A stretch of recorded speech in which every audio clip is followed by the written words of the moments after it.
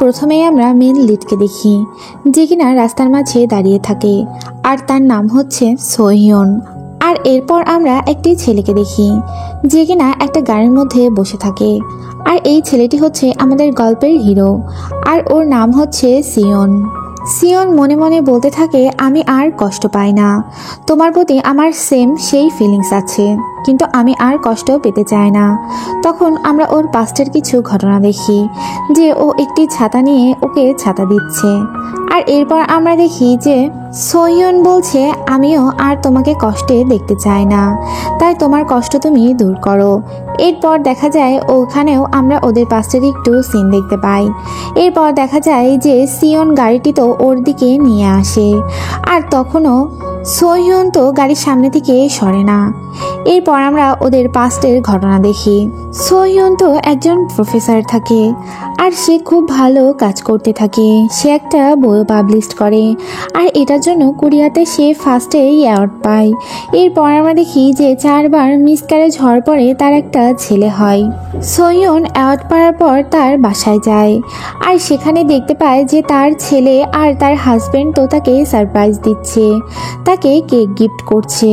এরপর দেখা যায় ওরা অনেক ছবিও উঠায়, ওইখানে ওরা বেশ মজা করে। আর ওর হাজবেন্ডের নাম থাকে কাংসো। এরপর দেখা যায় কাংসো তো ওকে একটা গিফট দেয়, ওকে একটা রিং দেয়, আর ওরা দুজন অনেক কাছাকাছি চলে আসে।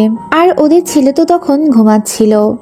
এখান থেকে আমরা বুঝি যে ওরা খুব ভালো একটা ফ্যামিলি ছিল, আর ওরা খুবই হ্যাপি ছিল ওদের ম্যারিড লাইফে। এরপরে ঘটনা শিফট হয়। আমরা দেখি যে সোহিয়ন গাড়িতে করে কোথাও যাচ্ছে, আর ওর সাথে ওর ফ্রেন্ড রয়েছে, আর ওর ফ্রেন্ডের নাম থাকে হান তো ওকে এয়ারপোর্টে পৌঁছে দিয়ে আসে। আর এরপর বলে যে বাসায় পৌঁছে আমাকে ফোন করো।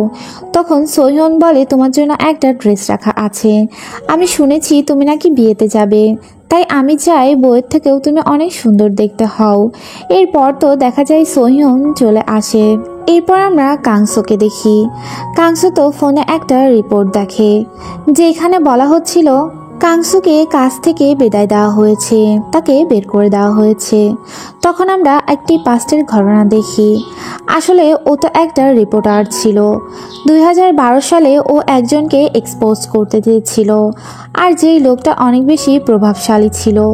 তখন ওর বস বলেছিল তুমি এটা করো না, আর এই লোকটার নাম ছিল কিম জুন। তখন দেখা যায় যে কাং বলে যে আমি এই চাকরিটি ছেড়ে দিচ্ছি, যেখানে আমার স্বাধীনতা নেই সেখানে আমি আর কাজ করব না। এরপর ও চাকরিটি ছেড়ে দিয়েছিল। এরপর দেখা যায় ও তো ওর ওয়াইফেরও একটা ভিডিও দেখতে থাকে। তখন সেখানে ওদের ছেলে চলে আসে, আর এসে বলে এটা তো মা, আমি মায়ের মতো তোমারও ভিডিও দেখতে চাই। তখন দেখা যায় কাং বলে আমি তোমার মায়ের মতো এত ফেমাস নই, তবে একদিন তুমি অবশ্যই আমার ভিডিও দেখতে পাবে। তখন কাং খেয়াল করে ওর ছেলের গায়ে তো প্রচুর জ্বর এসেছে। এরপর আমরা দেখি ও তো সোহিয়নকে ফোন করে, আর বলে মেডিসিন কোথায় আছে। তখন ও জিজ্ঞেস করে যে ওদের ছেলের কি কিছু হয়েছে কিনা। তখন সে জানায় যে ওদের ছেলের জ্বর এসেছে। এটা শুনে তো সোহিয়ন চলে আসে ওর বাসার উদ্দেশ্যে। এরপর ঘটনা শিফট হয়। কিম জুং নামের এই প্রভাবশালী লোকটি তো একজনকে ফোন করে, আর ফোন করে একটা কাজের জন্য অফার করে। সোহিয়ন তো ওর বাড়ির সামনে চলে আসে, আর ও এসে দেখতে পায় ওর প্রতিবেশী একজন তার বাচ্চার সাথে খেলছে। আর এরপর ওই মহিলাকে ও বিদায় দিয়ে ভিতরে ঢুকে, আর ওইখানে ও ওর ছেলেকে দেখতে পায়, আর দেখে যে তার গায়ে এখন জ্বর নেই। তখন ও বলতে থাকে বাবা তুমি কি ঠিক আছো? তখন বাচ্চাটা বলে আমি একদম ঠিক আছি। সোহিয়ন তার বাচ্চাকে অনেক আদর করে। এরপর দেখা যায় ও ভিতরে ঢুকে। সোহিয়ন ভিতরে ঢুকে ওর হাজবেন্ডকে দেখতে পায়, কিন্তু ওর হাজবেন্ড তো কিছু একটা ওর থেকে লুকাচ্ছিল। আর ওর হাজবেন্ড তখন বলে তুমি এখানে কি করছো? সোহিয়ন বলে আমার ছেলের শরীর খারাপ শুনে আমি চলে এসেছি, আর আমি ওইখানে থাকতে পারিনি। এরপর ও খেয়াল করে ওর হাজবেন্ডের হাতে কিছু একটা, আর ও সেটা ধরে ফেলে। ও দেখতে পায় সেখানে ড্রাগস টাইপের একটা মেডিসিন আছে। তখন ও বলে তুমি এটা কবে থেকে নিচ্ছ? তখন কাং বলে আমি যখন চাকরি ছেড়ে দিয়েছি তারপর থেকেই আমি এটা নিচ্ছি। আসলে আমার এটা নেওয়া উচিত হয়নি, তোমাকে সব কথা বলা উচিত ছিল।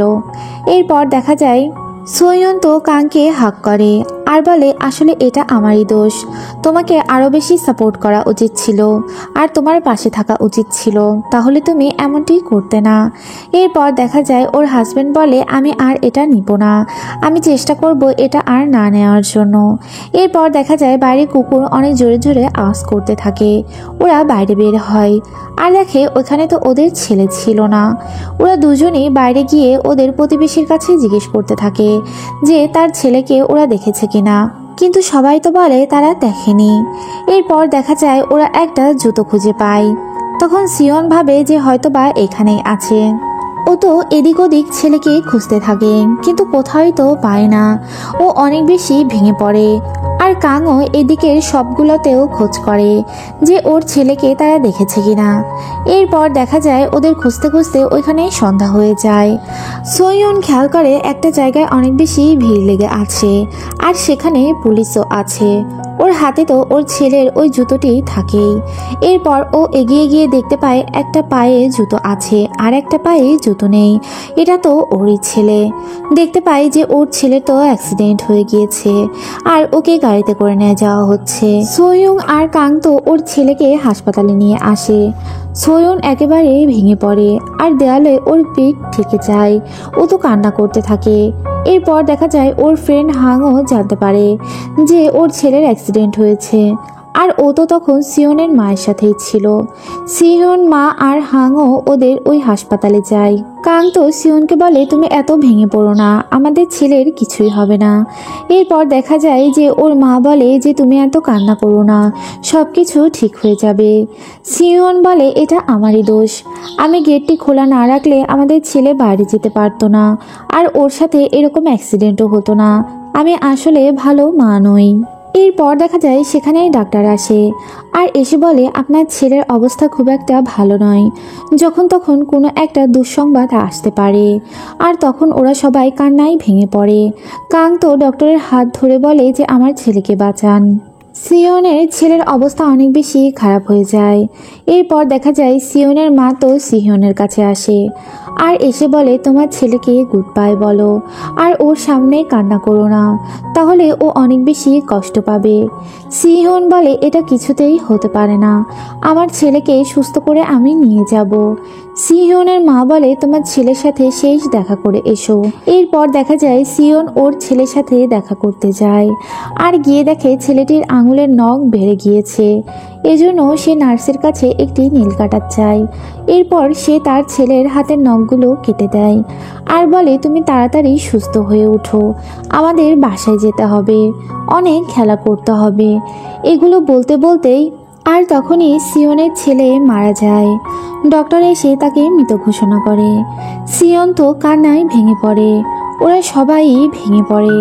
ছেলেকে হারিয়ে যেন পাগল প্রায় হয়ে ওঠে। সিহিয়নের ছেলের ছাইকে যখন মাটির নিচে চাপা দেওয়া হবে তখন তো ও অনেক বেশি কান্না করতে থাকে। ও এটা বুকের সাথে জড়িয়ে ধরে। ও তো এটা দিতেই চাচ্ছিল না। এটা দেখে আশেপাশে সবাই অনেক কান্না করতে থাকে। মা যখন ছেলেকে হারিয়ে ফেলে এর থেকে কষ্টের হয়তোবা আর কিছুই হতে পারে না। এরপর দেখা যায় ও তো দিয়ে দেয় আর ওর ছেলেকে ওইখানেই দাফন করা হয়। এরপর আমরা সিহিয়নকে দেখি। ও তো ওই জায়গাতে আসে যেই জায়গাতে ওর ছেলের অ্যাক্সিডেন্ট হয়েছিল আর ওইখানে সবাই অনেক ফুল রেখে গিয়েছে আর ওইখানে মার্কও করা রয়েছে ওকে যেভাবে পাওয়া গিয়েছিল। এরপর দেখা যায় সিহিয়ন ওই জায়গায় গেলে ছেলের জন্য অনেক কান্না করতে থাকে আর ওই মার্ক করা জায়গাতে ও শুয়ে পড়ে আর অনেক কান্না করে। এটা দেখে কাং আর ওর মা তো অনেক কান্না করে। ওরা কিছুতেই মানতে পারছে না কালকের মধ্যেই যেন কি ঘটে গেল। একটু আগেও যেন ছেলের সাথেই ছিল ওরা আর হুট করেই এরকমটা হয়ে গেছে। এরপর আমরা দেখি নিউজেও এগুলো দেখানো হয় যে সিয়নের ছেলে মারা গিয়েছে। এরপর আমরা দেখি সিয়ন ওর হাজবেন্ড ওরা কোর্টে আসে আর ওই লোকটিকেও ধরা হয় যেই লোকটির সাথে অ্যাক্সিডেন্ট হয়েছিল। এরপর দেখা যায় ওই লোকটি তো প্রথমে ওই ছেলেটির সাথে গাড়িতে অ্যাক্সিডেন্ট করে আর এরপরে উনি নিজের গাড়িতেই ওর ছেলেকে নেয়। কিছু দূর যাওয়ার পরে এই ছেলেটিকে ও রাস্তায় ফেলেই চলে যায়। এরপর দেখা যায় উকিল বলে যে আমার ক্লায়েন্ট তো আসলে ইচ্ছা করে অ্যাক্সিডেন্ট করেনি, আর উনি গাড়িতে করে হাসপাতালে নিয়ে যাচ্ছিল, আর হাসপাতালে যেতে গিয়েই ছেলেটির অবস্থা অনেক খারাপ হয়ে যায়, তাই ভয় পেয়ে সে রেখেই চলে গিয়েছিল। এরপরে সিওনকে কোর্টে ডাকা হয় আর বলা হয় যে তুমি ছেলের অসুস্থতা জেনেও কেন চলে গিয়েছিলে। তখন সিওন বলে যে আমি যখন গিয়েছিলাম আমার ছেলে সুস্থ ছিল, আর আমি যখনই জেনেছি যে তার জ্বর হয়েছে আমি আবার চলে এসেছি। তখন সে জানায় তুমি যখন ভিতরে ঢুকেছিলে যে তোমার দরজা বন্ধ ছিল কিনা। তখন সিওন মনে করার চেষ্টা করে যে তার দরজা খোলা ছিল কিনা, কিন্তু ও তো সঠিক করে বলতে পারে না। এরপর দেখা যায় কোর্ট সেদিনের জন্য বন্ধ হয়ে যায়। এরপর আমরা দেখি সিওন তো ওর ছেলের সাথে কাটানো ওই দিনগুলো মনে করতে থাকে, আর ওই জায়গাতেই শুয়ে থাকে যেখানে ও ছেলের সাথে শুয়ে থাকতো। এরপর আমরা কাংকে দেখি। কাং তো ছেলের ডেথ সার্টিফিকেটে সই করতে গিয়ে কান্নায় ভেঙে পড়ে, ওর অনেক খারাপ লাগে। এরপর দেখা যায় ও তো ওই পেপারে সই করে দেয়। এরপর আমরা সিওনকে দেখি। সিওন পাগলের মতো রাস্তায় হাঁটতে থাকে, আর ও কোনো কিছু যেন টেরই পাচ্ছে না। ও মনে মনে ভাবছে আমার মৃত্যুটাই যেন শ্রেষ্ঠ হয়। এরপর দেখা যায় রাস্তায় হাঁটতে হাঁটতে ও ওর ছেলেকে ইমেজিং করে, আর এরপর রেস্টুরেন্টে ও ওই ছেলের সাথে খাবার খায়। রাত অনেক হয়ে যাওয়ার জন্য রেস্টুরেন্টেও বন্ধ হয়ে যায়। তখন আমরা দেখি যে সিওন তো একাই ওইখানে বসে আছে, আর খাবারগুলো ওইভাবেই পড়ে আছে। এরপর আমরা দেখি যে ওদের কেসের তো হেয়ারিং থাকে, আর ওইখানে জজ বলে যে আজকে আমি এর ফাইনাল রেজাল্ট জানাবো। তখন সে বলে যে আমাদের আসামি তো আসলে অ্যাক্সিডেন্ট করেছে, কিন্তু সে তো নিজে থেকে করেনি, তাই তার শাস্তি একেবারে কম করা হয়, মাত্র 6 মাস। তখন দেখা যায় কাং তো অনেক রেগে যায়, আর কোর্টের মধ্যেই চিল্লাচিল্লি করতে থাকে যে আমার ছেলেকে আমি হারিয়েছি, তুমি কি পারবে আমার ছেলেকে ব্যাক করতে, আর তোমার এত কম শাস্তি কিভাবে হয়। তখন ওই লোকটি তো ওদের কাছে ক্ষমা চায়, বলে আমি ইচ্ছা করে এটা করিনি। এরপর দেখা যায় সুইয়ন তো ওর দিকেই তাকিয়ে থাকে। এরপরে আমরা দেখি যে কোর্ট থেকে সবাই বের হয়ে গিয়েছে, আর তখন রাতও হয়ে গিয়েছে। সিয়ন তো ওর ফোনটি তুলে, আর ওর ফোনে ওদের ফ্যামিলি ফটোটি দেখতে থাকে। এরপর দেখা যায় কাঙ্কে তো পুলিশরা আটকে রেখেছে। এরপর আমরা ওই আসামিকে দেখি। সে তো একটা গাড়ি থেকে নামে, তার 6 মাসের সাজা হয়েছিল, কিন্তু এটা থেকেও সে বেঁচে গিয়েছে। এরপর দেখা যায় যে কিম জুন তাকে ফোন করে আর বলে তোমাকে যে কাজটা দিয়েছিলাম তুমি খুব সুন্দর মতো করেছো, এজন্য তোমার টাকা পৌঁছে যাবে। এরপর আমরা দেখি কিম জুম একটা রেস্টুরেন্ট থেকে খাবার খেয়ে বের হয়, আর সেখানে ওর সব সেক্রেটারিরাও থাকে। এরপর সে গাড়িতে উঠে যায়। এরপর আমরা ওই আসামি লোকটাকে দেখি। সে তো রাস্তা দিয়ে যাচ্ছিল, আর তখনই তার সামনে সিংহন চলে আসে, আর তার বুকে তার ছেলের ছবি থাকে। ও এসে বলে আমার ছেলের কাছে ক্ষমা চাও। তখন লোকটি বলে আমি তো কোর্টেই সবার সামনে ক্ষমা চেয়েছি। তখন সিয়ন বলে আমার ছেলের কাছে তুমি ক্ষমা চাও। লোকটি বলে আর ক্ষমা চাইতে পারবো না, আর আমার কার্ডটি রাখো, তোমার যদি কোনো কিছুর প্রয়োজন হয় আমার কাছে এসো, আর কত টাকা দরকার তোমার আমি তোমাকে সব কিছু দিব। এটা বলে লোকটা চলে যাচ্ছিল। তখন সিয়ন তার পা জড়িয়ে ধরে আর বলে তুমি আমার ছেলের জীবনটা শেষ করেছো, তাই ক্ষমা তো তোমাকে চাইতেই হবে।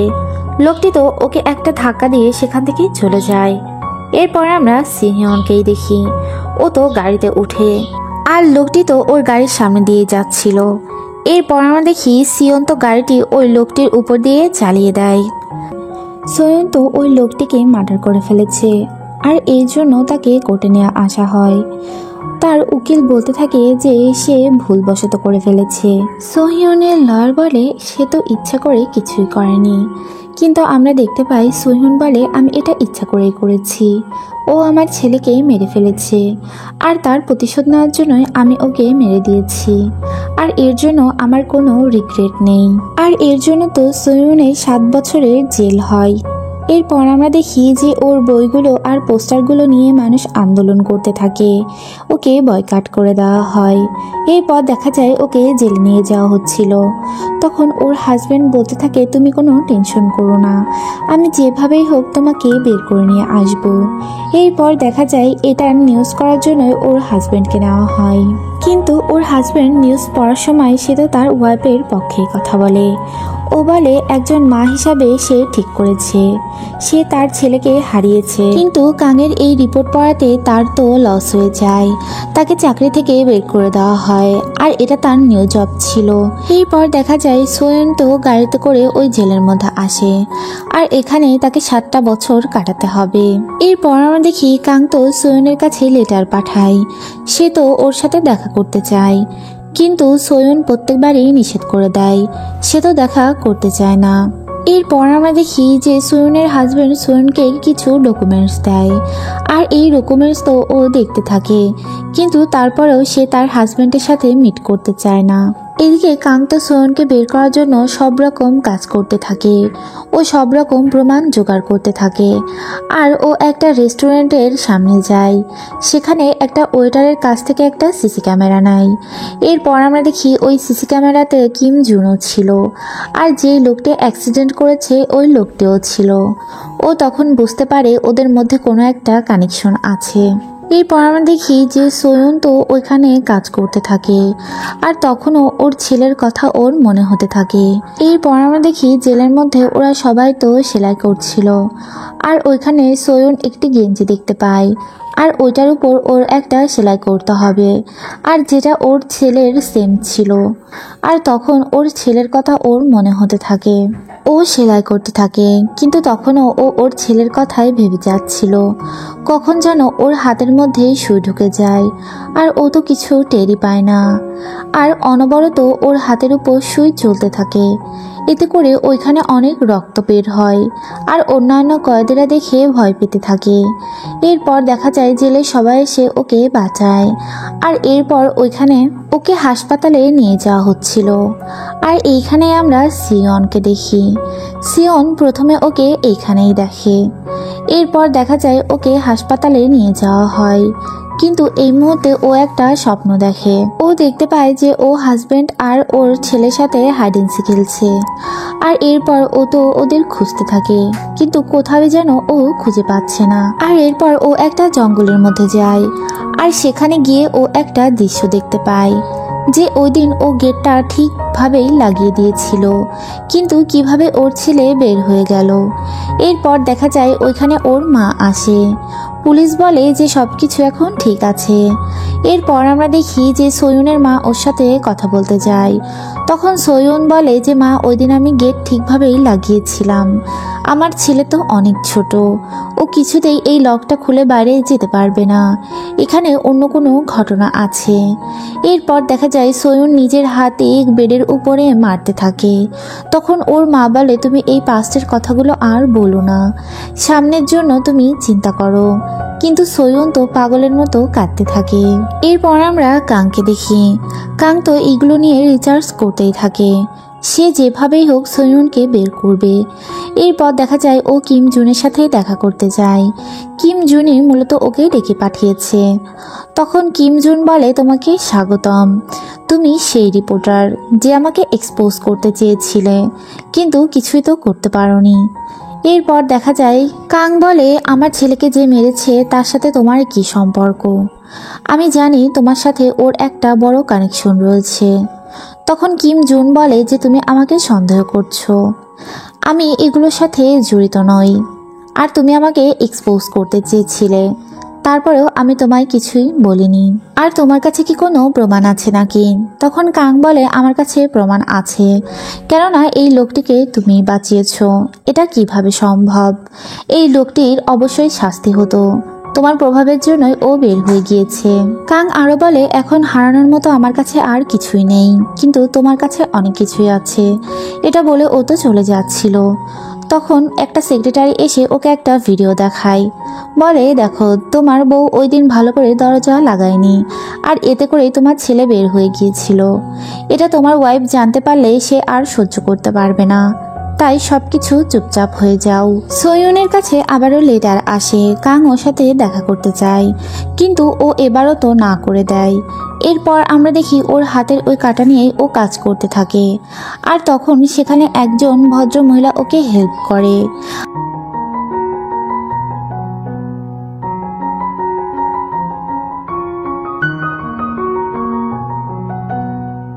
এভাবে বেশ কয়েকটা দিন কেটে যায়, এরপর আমরা দেখি যে ওই ভদ্রমহিলা একটা জায়গায় বসেছিল আর সেখানে সৈয়দ যায়, তাকে একটা চশমা দেয়, কেননা এই মহিলার চশমাটি একেবারে ভাঙা ছিল।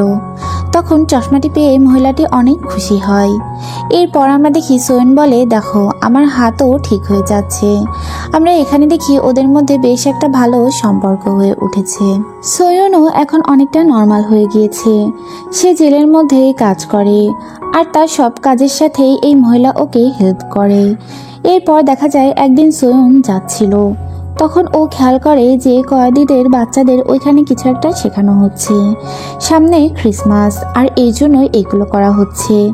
এরপর ও ওইখানে দাঁড়িয়ে ওই বাচ্চাগুলোর দেখতে থাকে আর তখন ওর নিজের ছেলের কথা মনে হয়। আর এখানে আমরা সিয়নকেও দেখি, সিয়ন এই বাচ্চাগুলোকে গান শেখাচ্ছিল। এরপর আমরা কাংকে দেখতে পাই।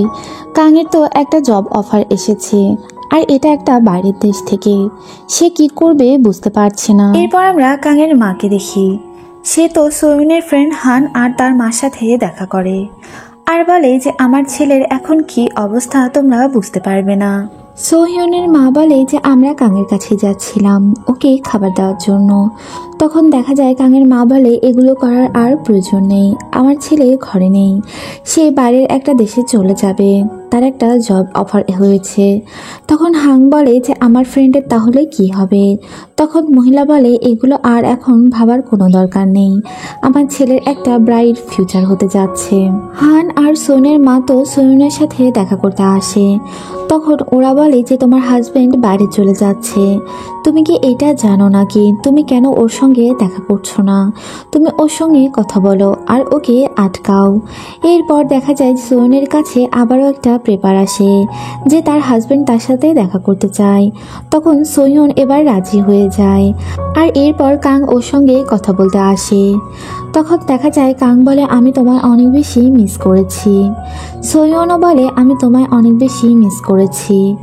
সোয়ন বলে তুমি নাকি বাইরে চলে যাচ্ছ। তখন দেখা যায় কাং বলে হ্যাঁ, বাইরের দেশ থেকে আমার একটা জব অফার এসেছে আর এবার আমি অনেক বেশি টাকা ইনকাম করব, যাতে করে তোমাকে আর জব করা না লাগে আর তুমি সবসময় আমাদের টেক কেয়ার করতে পারো। এরপর দেখা যায় সোয়ন বলে তুমি আমায় একটা ফেভার করো, তুমি আর কোনোদিন আমার সাথে দেখা করতে এসো না, আমি চাই এটাই আমাদের লাস্ট দেখা হোক আর এরপর কোনোদিনই আমাদের দেখা না হোক। তখন ওর হাজবেন্ড বলে তুমি এইরকমটা বলো না, আমি সব কিছু ঠিক করে দিব। সোয়ন বলে আমার আর কোনো ফিলিংস নেই তোমার প্রতি, তুমি তোমার লাইফটা সুন্দর করে গুছিয়ে নাও। এরপর সোয়ন ওইখান থেকে চলে আসে। কাং তো ওকে বারবার ডাকতে থাকে কিন্তু সোয়ন আর পিছন ঘুরে একবারও তাকায় না, সে তো ভিতরের দিকে চলে যায়। এরপর দেখা যায় ওর হাজবেন্ড অনেক ড্রাঙ্ক হয়ে যায় আর এদিকে সোয়নও রাত জেগে বসে থাকে আর কান্না করতে থাকে।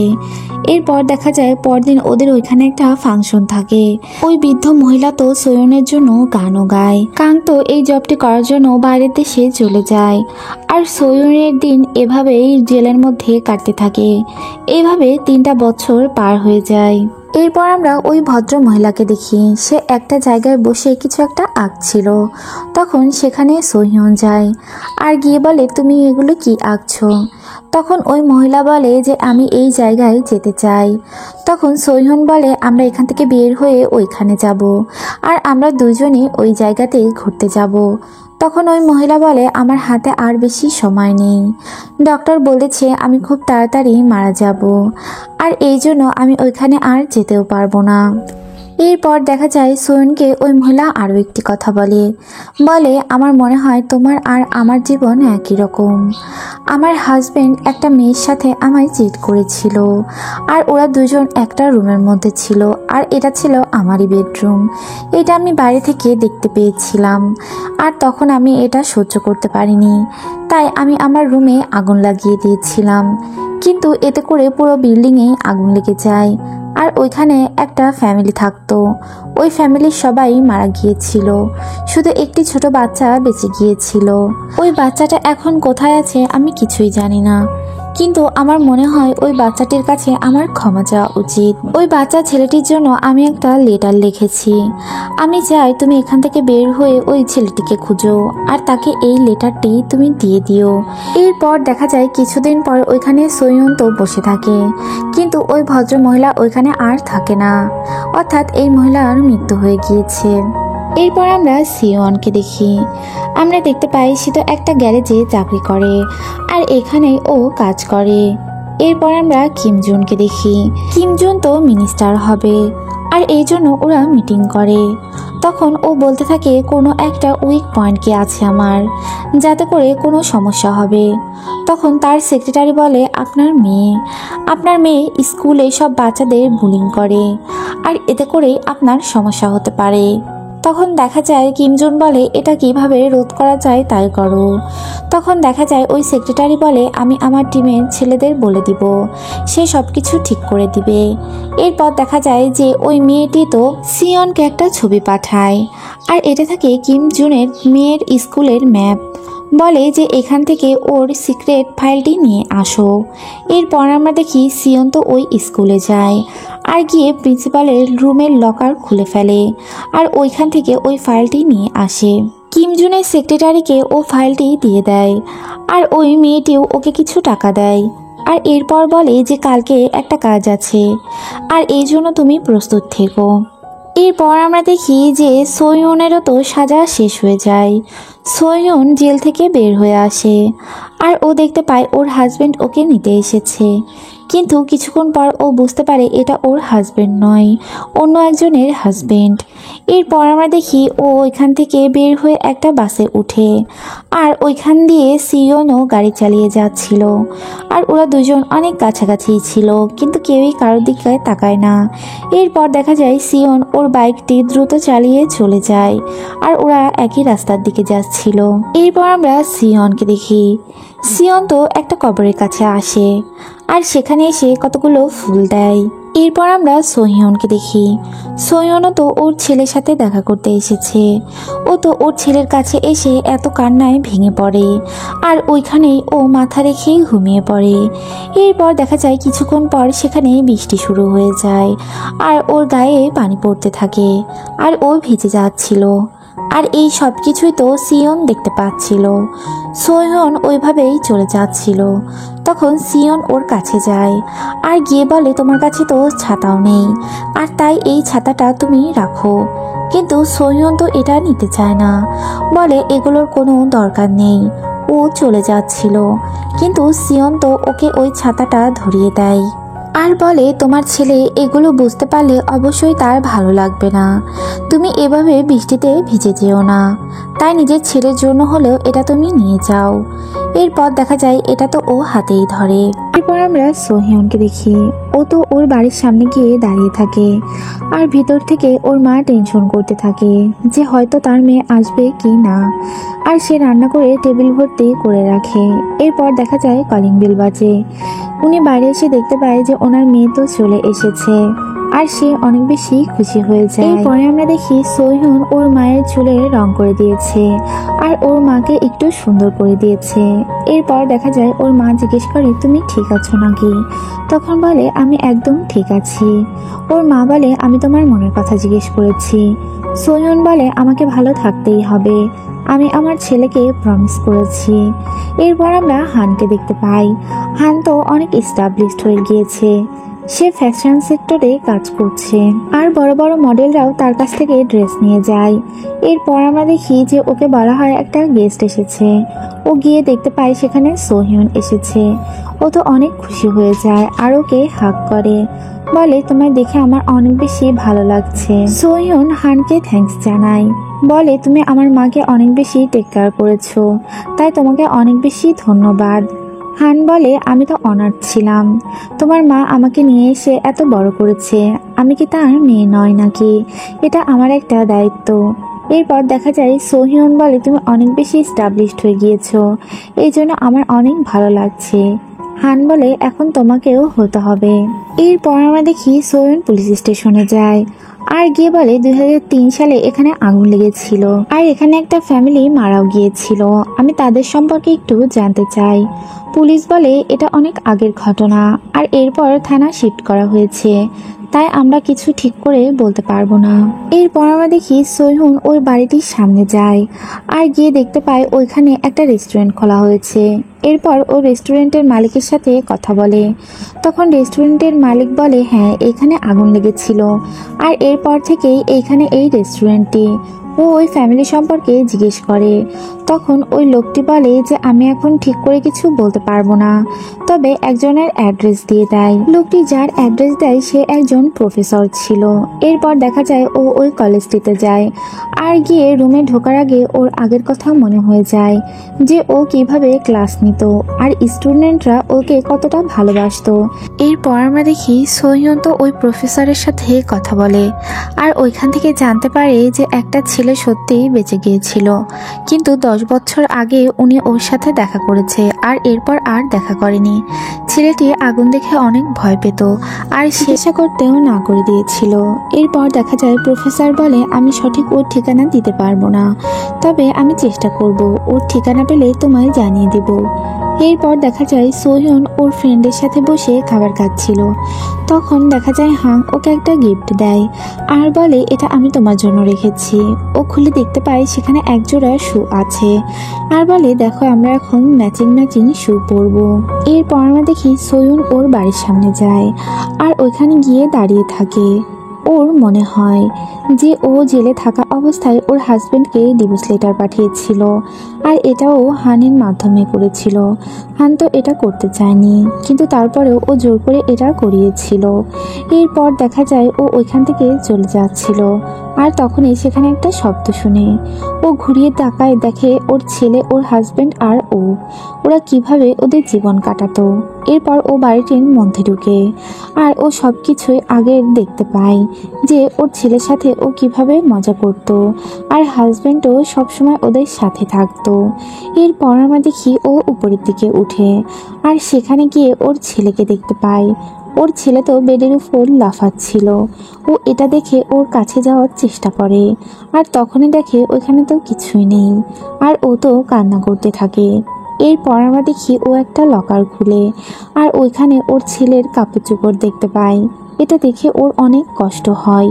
এরপর আমরা আরও দেখি ও একটা বক্স খুলে আর সেখানে একটা দাঁত থাকে। ওর ছেলের দাঁত পড়েছিল আর প্রথম দাঁত ছিল এটা, তাই ও এটা সংরক্ষণ করে রেখে দিয়েছে। একজন মা হিসেবে ওর কাছে এটা খুবই কষ্টের ছিল। এরপর আমরা দেখি ও তো ওইখানেই ঘুমিয়ে পড়ে আর সকাল হয়ে যায়।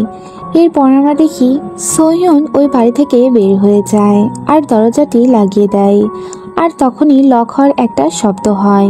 তখন ওর মনে পড়ে যে ওই দিনও সেম এইরকমই শব্দ হয়েছিল আর তখনই ওর কাছে ফোন আসে।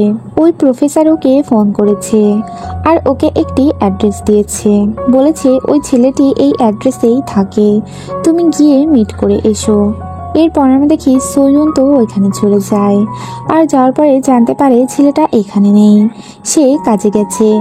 তখন ওইখানকার ছেলে বলে আপনি এখানে ওয়েট করতে পারেন কিংবা ওর ওই কাজের জায়গাতেও যেতে পারেন, আমি ওই অ্যাড্রেসটি আপনাকে দিতে পারবো।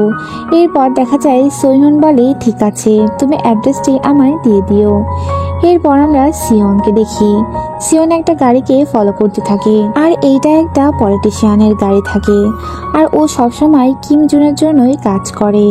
ও তাকে ফলো করতে করতে একটা জায়গায় চলে যায় আর সেখানে কিছুক্ষণ পর রাত হয়ে যায়। এরপর আমরা দেখি ওই লোকটি তো ওইখানে বেশ ফুর্তি করছে আর সোহিউনও তাকে ফলো করছে, তার ছবি তুলছে। এরপর দেখা যায় কিছুক্ষণ পর ও চলে আসছিল, কিন্তু ওইখানকার সিকিউরিটি গার্ডরা বুঝে যায় আর ওকে ধরার চেষ্টা করে, কিন্তু ও তো কোনো রকম বাইক নিয়ে বের হয়ে আসে। এরপর আমরা সোহিউনকে দেখি।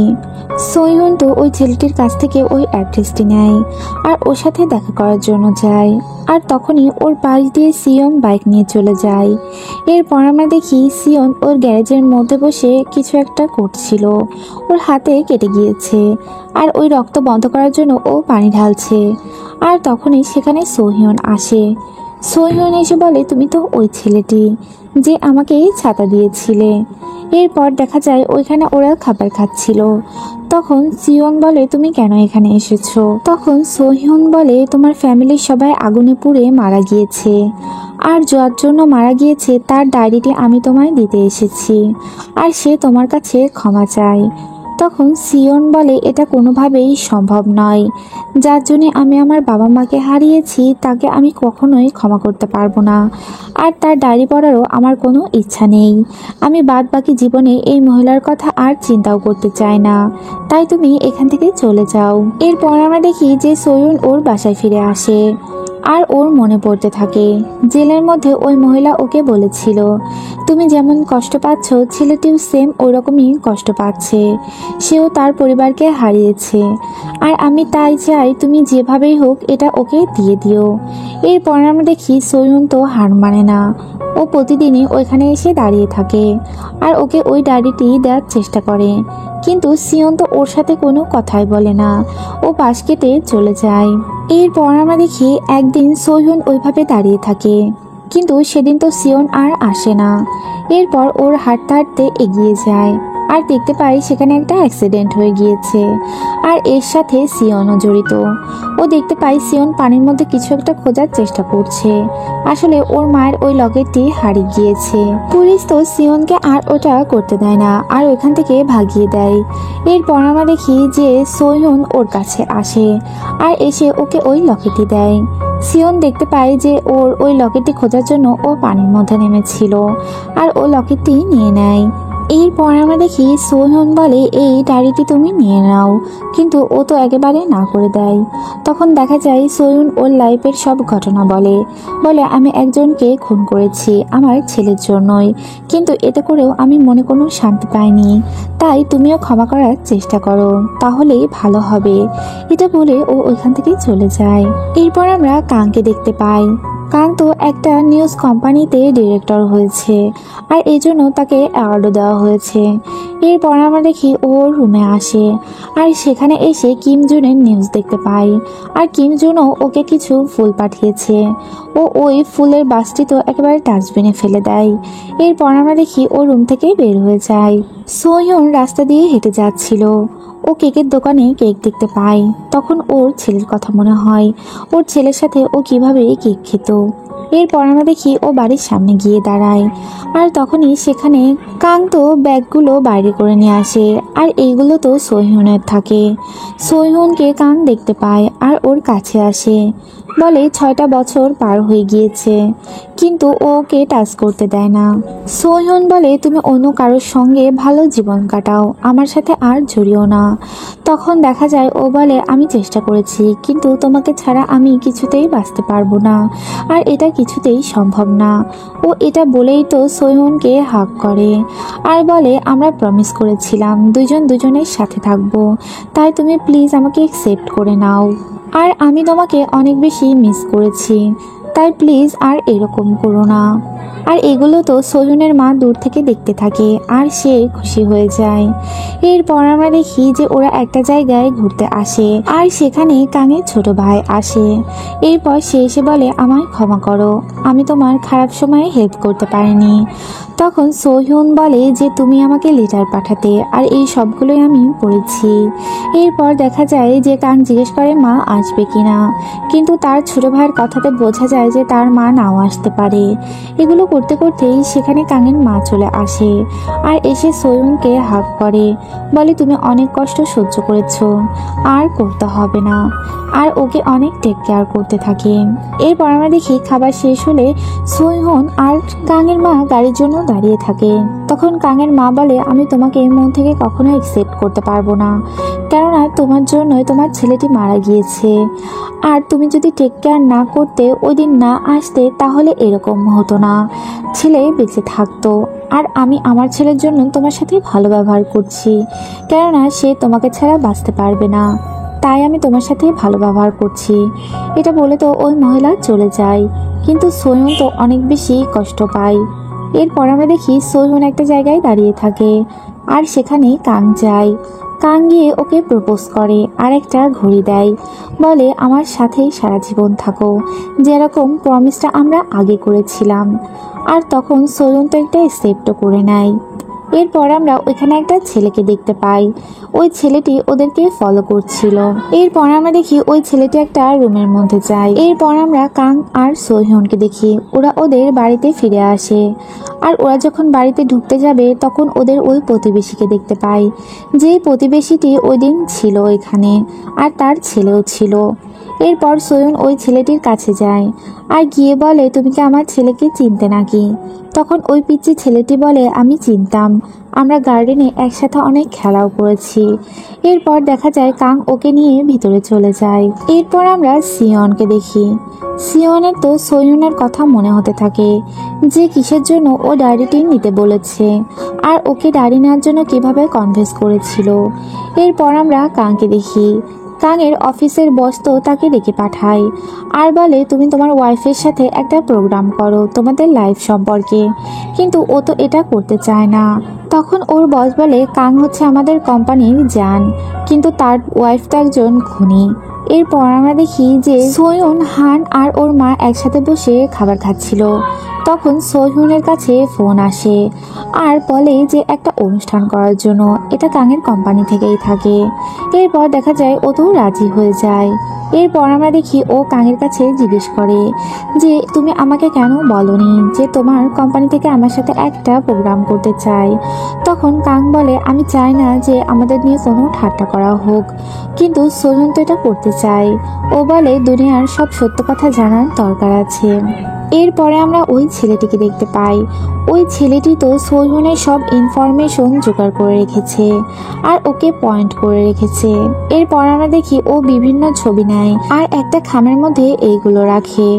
এরপর আমরা ওই ছেলেটির ফেস দেখতে পাই আর এই ছেলেটির নাম থাকে মিনহি। এরপর আমরা দেখি কাং আর সোহিয়নের তো অনুষ্ঠান শুরু হয়ে যায়। ওইখানে ওদের বিভিন্ন প্রশ্ন করা হয়। কাং বলে, আমি কিছুতেই আমার ওয়াইফকে একা ছাড়বো না আর আমরা দুজন একসাথেই থাকবো। আর সোহিয়নও বলে, আমি আমার ছেলের জন্য যা ভালো মনে হয়েছে তাই করেছিলাম, একজন মা হিসাবে তখন আমার এটাই বেস্ট মনে হয়েছিল। এগুলো বলতে বলতে আমরা দেখতে পাই একটা ছেলে ওই খামের ছবিগুলো একটা মেয়ের কাছে দিয়ে যায় আর ওই মেয়েটি এই খামটি নিয়ে গিয়ে সোহিয়নের ব্যাগের কাছে রাখে। এরপর আমরা দেখি যে অনুষ্ঠান শেষ হয়ে যায়। সোহিয়ন তখন ওর রুমের মধ্যে যায় আর ওইখানে গেলে ওর একটা ফোন আসে আর এটা তো সিয়ন করে। সিয়ন বলে, আমি ওই ডায়েরিটি পড়তে চাই, কিন্তু এই মহিলাকে আমি কখনোই ক্ষমা করব না আর আমি তোমার সাথে দেখা করতে চাই। এরপর দেখা যায় যে সোহিয়ন বলে ঠিক আছে আর ও তাকে একটা অ্যাড্রেস দিয়ে দেয়। এরপর আমরা দেখি যে সোহিয়নের চোখ ওই খামটির উপর পড়ে। ও খামটি খুললে ওইখানে একটা ছবি দেখতে পাই। ছবিটি দেখে ও তো একেবারেই চমকে উঠে। এই ছবিতে তো কাং রয়েছে।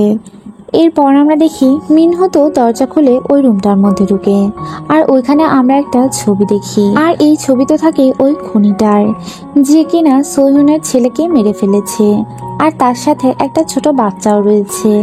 এইখান থেকে বোঝা যায় যে মিনহো এই লোকটারই ছেলে। সোহিয়ন ওর হাজবেন্ডের সাথে গাড়িতে করে যাচ্ছিল, কিন্তু ওর মনটা অনেক খারাপ ছিল। ওর হাজবেন্ড ওকে জিজ্ঞেস করে যে তোমার কি হয়েছে, কিন্তু ও কিছুই বলে না, বলে তেমন কিছুই হয়নি। এরপর আমরা দেখি যে ওরা বাসায় ফিরে আসে আর এরপর সোহিয়ন ওই ছবিটা আবারও দেখতে থাকে আর ওর মনটা অনেক বেশি খারাপ হয়ে যায়। এরপর ও ভাবতে থাকে এই ছবিটা কে দিয়েছে, আর ও যখন বাইরে যায় গিয়ে দেখতে পেয়েছিল কেউ একজন চলে যাচ্ছে। ওর মনে হয়েছিল কেউ একজন ওকে দেখছে। এরপর আমরা দেখি ওইখানে ওর হাজবেন্ড চলে আসে আর জিজ্ঞেস করে কি হয়েছে, সবকিছু কি ঠিক আছে নাকি। সোহিয়ন বলে সবকিছু ঠিক আছে, তেমন কিছুই হয়নি। আর তখনই কলিং বেল বেজে ওঠে। ওর হাজবেন্ড তো সেখানে যায়। এরপর আমরা দেখি সেখানে তো সোহিয়নের মা আর তার ফ্রেন্ড এসেছে। ওরা সবাই মিলে খাবার খাবে দেখে, আর সেখানে হান ওর জন্য একটা গিফটও নিয়ে এসেছে। কিন্তু সোহিয়নের তো মনটা অনেক খারাপ থাকে আর এরপর ও বলে যে আমি একটু আসছি। ও দূরে গিয়ে ওর ফ্যামিলিকে দেখে। ও দেখতে পায় ওর ফ্যামিলির সবাই কত খুশি হয়েছে। এরপর আমরা দেখি ও বাথরুমে গিয়ে অনেক বমি করতে থাকে আর ওর হাজবেন্ড তো বাইরে থেকে এগুলো বুঝতে পারে। সে নক করে গিয়ে বলে কি হয়েছে, কিন্তু আমরা দেখতে পাই যে সোহিয়ন তো ওই কথাগুলো ভাবতে থাকে যে তার হাজবেন্ড কোনো একটা মেয়ের সঙ্গে ছিল, ও কিভাবে এই কাজগুলো করতে পারলো।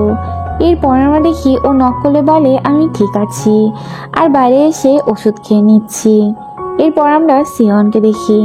সিয়ন তো রেডি হচ্ছে সোহিনের সাথে দেখা করতে যাওয়ার জন্য, আর ওর বারবার ওর কথাই মনে পড়তে থাকে যে কি কথাগুলো ওকে বলেছিল। এরপর আমরা দেখি ও তো নেটে সোহিনকে সার্চ করে আর ওর ভিডিওগুলো দেখতে থাকে যে ও কিসের জন্য জেলে গিয়েছিল। এরপর আমরা দেখি যে ওর কাছে ফোন আসে, আর এই মেয়েটা থাকে সিয়নের বেস্ট ফ্রেন্ড। ওর বেস্ট ফ্রেন্ড তোর সাথে দেখা করতে চায়, কিন্তু সিয়ন তো না করে দেয়, বলে আজ আমি ব্যস্ত থাকবো। এরপর আমরা সোহিনকে দেখি। সোহিনের মন অনেক খারাপ থাকে। ওর হাজবেন্ড ওর জন্য খাবার রান্না করে আর বলে তুমি ঠিক আছো কিনা। তখন সোহিন বলে কালকের আসলে প্রোগ্রামে অ্যাটেন্ড করার পর থেকে একটু খারাপ লাগছে, তাছাড়া কিছুই নয়। এরপর আমরা দেখি কান্ত ওর ভাইয়ের সাথে দেখা করে, আর ওর ভাই তো একজন ডক্টর থাকে। কান্ত ওর ভাই থেকে সোহিনের জন্য কিছু মেডিসিন নেয়, আর কি করতে হবে এগুলো ওর ভাই বলে দেয়। এরপর আমরা দেখি ওর ভাই তো ওইখান থেকে চলে যায়। এরপরে আমরা সোহিনের ফ্রেন্ড হানকে দেখতে পাই। হান তো সোহিনকে এসএমএস করে, কিন্তু এটা তো সোহিন আর সিনই করে না। ওর ওই কথাগুলো মনে হতে থাকে যে কালকে সোহিনের মন অনেক খারাপ ছিল, আর ওর কি কিছু হয়েছে কিনা। এরপর দেখা যায় ওইখানে অন্য মেয়েরা চলে আসে, আর হান ওকে আর ফোন দিতে পারে না। এরপর আমরা সোহিনকে দেখি। সোহিন তো একটা জায়গায় গিয়েছে, আর এটা হচ্ছে একটা বৃদ্ধাশ্রম।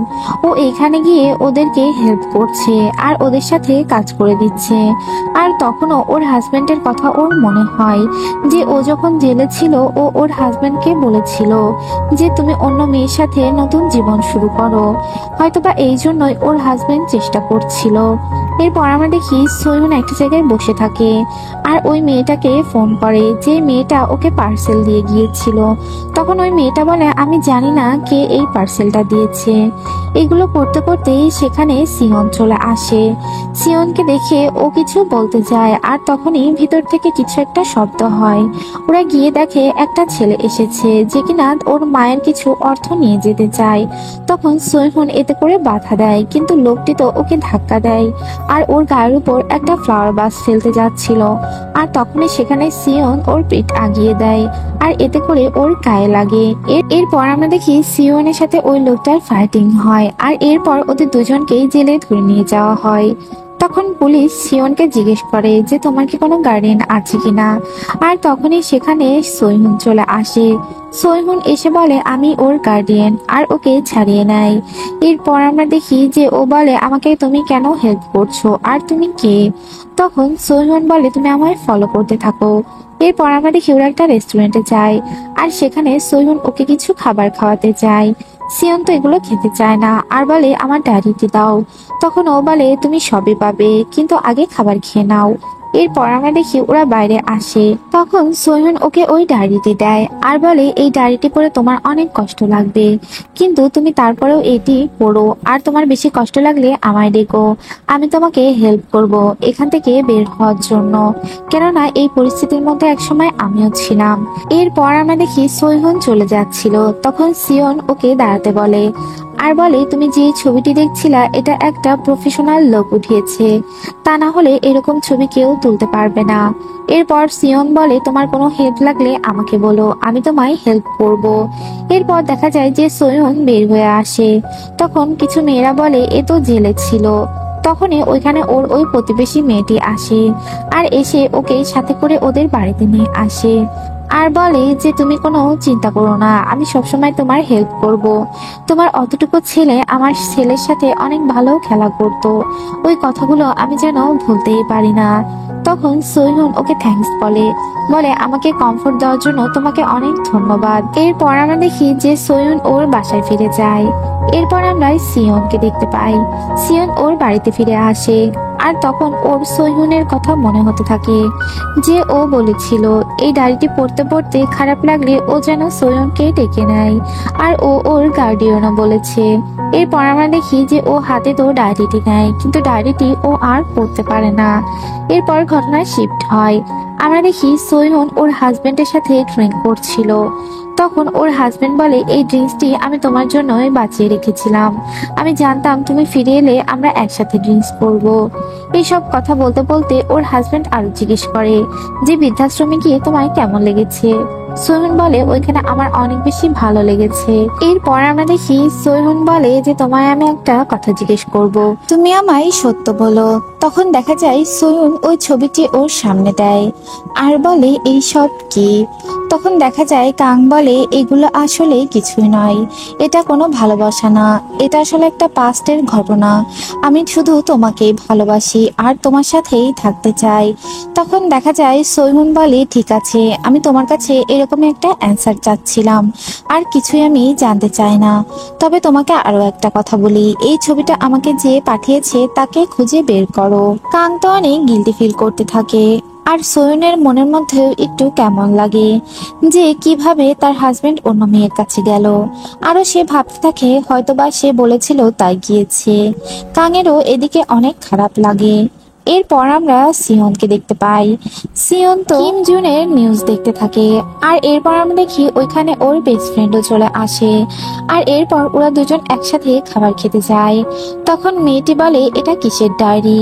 তখন দেখা যায় সিয়ন বলে, একটা মেয়ে আমাকে দিয়েছে, আর সে নাকি আমার গার্ডিয়ান। তখন ওই মেয়েটি বলে, তুমি আমার সামনে অন্য মেয়ের কথা এভাবে কিভাবে বলতে পারো? তখন দেখা যায় যে সিয়ন গিয়ে একটা চামিচ দিয়ে ওর মাথায় একটু টোকা দেয়, একটু দুষ্টুমি করে। এরপর আমরা সোহিয়নকে দেখতে পাই। সোহিয়ন আর ওর হাজবেন্ড তো একসাথে শুয়ে থাকে। কাং ঘুরে দেখে সেখানে সোহিয়ন নেই। এরপর ও উঠে গিয়ে দেখতে পায় সোহিয়ন একটা জানালার ধারে দাঁড়িয়ে আছে, কিন্তু কাং তো গিয়ে ওর সঙ্গে কথা বলার সাহস পায় না, আর এরপর ও এখান থেকে চলে যায়। এরপর আমরা দেখি সোহিয়ন আর কাঙের ওই অনুষ্ঠান তো টিভিতে দেখানো হয়, আর এটা তো ওর মাও দেখতে থাকে, আর ওইখানে মিনহো থাকে, ওর জুতা ওইখানে আমরা দেখতে পাই। এরপর আমরা দেখি যে হানও তো এই ভিডিওটি দেখতে থাকে যে নিউজে কি বলা হচ্ছে, আর কিম জুনও এইসব ভিডিও দেখতে থাকে, আর যেন কোনো পাত্তাই দিতে চায় না। এরপর আমরা দেখি পরদিন কান্ত ওর অফিসে থাকে, আর তখন একটা ছেলে এসে ওকে একটা পেন ড্রাইভ দেয়। আমরা দেখতে পাই ওইখানে ওই ছেলেটিকে দেখার চেষ্টা করছে যে কে এই পার্সেলটি দিয়ে গিয়েছে, কিন্তু তার মাথায় তো একটা হেলমেট লাগানো ছিল, এতে করে তার চেহারাটা বেশ বোঝা যাচ্ছিল না। এরপর আমরা মিনহুকে দেখতে পাই, ও তো আবারও আরেকটি পার্সেল রেডি করছে। এই ছবিগুলো ও সবার কাছে আসলে পৌঁছে দিতে চায়। এরপর আমরা সোহিয়নকে দেখি। সোহিয়ন তো হানের সাথে বসে খাবার খাচ্ছিল, আর তখন ও সব কথা হানকে বলে দেয় যে কাং এরকম একটা কাজ করেছে। তখন হান জিজ্ঞেস করে, তুমি কি ওই মেয়েটিকে দেখেছো নাকি? তখন সোহিয়ন বলে, আমি তো ওই মেয়ের ফেসটি দেখতে পাইনি, কিন্তু আমার খুবই জানার ইচ্ছা যে এই মেয়েটি কে, আর এটা আমি জানবই। তখন হান বলে, এগুলো বাদ দাও আর সামনের দিকে এগিয়ে যাও। এখানে আমরা হানকে একটু নার্ভাস দেখতে পাই। এরপর দেখা যায় হানের কাছে একটা ফোন আসে, তখন ও তো ওইখান থেকে বের হয়ে যায়। এরপর আমরা সোহিয়নের মাকে দেখতে পাই, সে তো মার্কেটে গিয়েছিল। সে ফেরার পথে দেখে যে তার একটা পার্সেল এসেছে, আর কেউ একজন ওকে বাইরে থেকে ফলো করছে। সোহিয়ন ওর মায়ের সঙ্গে কথা বলছিল, তখন ওর মা বলে, একটা পার্সেল এসেছে, দাঁড়াও খুলে দেখি। সোহিয়নও লাইনে থাকে, তখন সে ছবিটি খুলে আর ওই ছবিটি দেখতে পায়। সাথে সাথে ফোনটি তার কান থেকে পড়ে যায়। তখন সোহিয়ন বুঝতে পারে যে কি ঘটনা ঘটছে। এরপর আমরা দেখি ওর মা তো অনেক নার্ভাস হয়ে যায়। সোহিয়ন তো ওর মায়ের কাছে আসে, আর এসে দেখতে পায় সেখানে ওর মা ছিল না, আর ফোনটি নিচে পড়ে আছে। এরপর দেখা যায় ও খুঁজতে খুঁজতে বাইরে চলে আসে। ও দেখে একটা বাসস্টপে ওর মা বসে আছে। ওর মা তো ওকে দেখে কান্না করতে থাকে, আর বলে যে কাং এই কাজটি কিভাবে করতে পারলো? তুমি জেলে ছিলে, ও এটা জানা সত্ত্বেও অন্য মেয়ের সাথে কিভাবে এটা সম্ভব? তখন সোহিয়ন বলে, এটা ওর পাস্ট, আর ও আমার সঙ্গেই থাকতে চায়, তাই এগুলো ভুলে যাও। তখন ওর মা বলে, আমি সবসময় তোমার সাথে আছি, কোনো সমস্যা হলে আমি তোমার সাথেই থাকবো। এরপর আমরা কাংকে দেখতে পাই, সে তো একটা নিউজ পড়ছিল, আর তখন তার কাছে একটা ফোন আসে। তখন ফোনে বলে যে তুমি কি এই কাজটা করেছো নাকি? কাং ওকে জিজ্ঞেস করে এটা, আর বলে, আমার ওয়াইফকে এই ছবিটা কি তুমি পাঠিয়েছো কিনা? তখন সে বলে যে চলো আমরা দেখা করি, আর এতে করে ও তো দেখা করতে চায়। এরপর আমরা সিয়নকে দেখতে পাই। সিয়ন একটা জায়গায় যায় আর সেখান থেকে মিনহুর কিছু তথ্য নেয় আর ওর ছবিও নেয়। এরপর ও বের হয়ে আসে আর তখন ওর পিছন পিছন দুইটা গাড়ি ওকে ফলো করতে থাকে। এরপর আমরা সোহিহনকে দেখি। সোহিহন তো ওর হাজবেন্ডের অফিসের বাইরে থাকে আর ফোন করে বলে তোমার সাথে একটু দেখা করব, কিন্তু ওর হাজবেন্ড বলে আমি ব্যস্ত আছি আর এখন দেখা করতে পারবো না। আর তখনই সোহিহন দেখতে পায় কাং বের হয়ে আসছে আর একটা গাড়িতে করে কোথাও যাচ্ছে। এরপর ও তো ওর পিছন পিছন যেতে থাকে। কিছু দূর যাওয়ার পরে দেখতে পায় ও একটা হোটেলে নামে আর একটা রুমের মধ্যে যায় আর ও তো ওকে ফলো করতেই থাকে। এরপর দেখা যায় একটা দরজা খুলে আর এটা তো একটা মেয়ের পা থাকে। এরপর ও তো ওই মেয়েটার ফেসও দেখতে পায় আর এই মেয়েটা থাকে ওদের ওই প্রতিবেশী মেয়েটা, যে কিনা ওর হাজবেন্ডের সাথে ছিল। বেশি মেয়েটিকে ও দেখে ফেলে আর এরপর ও তো একেবারে স্তব্ধ হয়ে যায়। এরপর আমরা দেখি যে ও ওইখান থেকে বের হয়ে আসছিল। তখন ওর ওই কথাগুলো মনে পড়ে যে ওর হাজবেন্ড ওকে বলেছিল যে এটা কোনো ভালোবাসা নয়। তাহলে ও ভাবতে থাকে তাহলে কেন ও আজ আবার দেখা করতে এসেছে। এরপর ওর আরো কথা মনে হয়, ওর প্রতিবেশীর বাসায় ও একবার গিয়েছিল। তখন ওই মেয়েটি ওকে বলেছিল যে মাঝে মাঝেই ওর ছেলের কবরের কাছে ও যায় আর ওর হাজবেন্ডও মাঝে মাঝে ওইখানে যায়। এরপর দেখা যায় ওর আরো মনে হয় কাং ওকে বলেছিল যে এই মেয়েটি আমাদের ছেলের কবরের কাছে যায় আর মাঝে মাঝে তার সঙ্গে আমার দেখা হয়। আর এরপরে ওর কাছে সবকিছু একেবারে ক্লিয়ার হয়ে যায়। এরপর আমরা দেখি ও ওইখান থেকে ট্যাক্সি নিয়ে বের হয়ে আসে। এরপর আমরা সিহনকে দেখি। সিহনকে দুটো গাড়ি ফলো করতে থাকে আর এটা তো ও বুঝে ফেলে, এই জন্য অনেক দ্রুত ও গাড়ি চালিয়ে বের হয়ে যেতে থাকে আর ওই গাড়ি দুটো ওর পিছন পিছন যায়। ও সুযোগ বুঝে ওদের মাঝখান থেকে বেরিয়ে যায় আর ওকে আর ওই লোকগুলো ধরতে পারে না। এরপর আমরা কাংকে দেখি। কাংয়ের কাছে এসএমএস আসে। সিহন তাকে এসএমএস করে যে তুমি কার সঙ্গে আছো এটা আমি জানতে পেরেছি। কাং এটা দেখে ভয় পেয়ে যায় আর হোটেল রুমের বাইরে চলে আসে আর এসে দেখে সেখানে তো কেউই নেই। এদিকে সিয়ন কিমজুনের সেক্রেটারিকে ফোন করে আর ফোন করে দুটো গাড়ির নাম্বার দেয়, বলে এরা আমায় ফলো করছে। তখন এই মেয়েটি এই গাড়ির নাম্বারকে ট্র্যাক করতে থাকে যে এরা কোথায় আছে।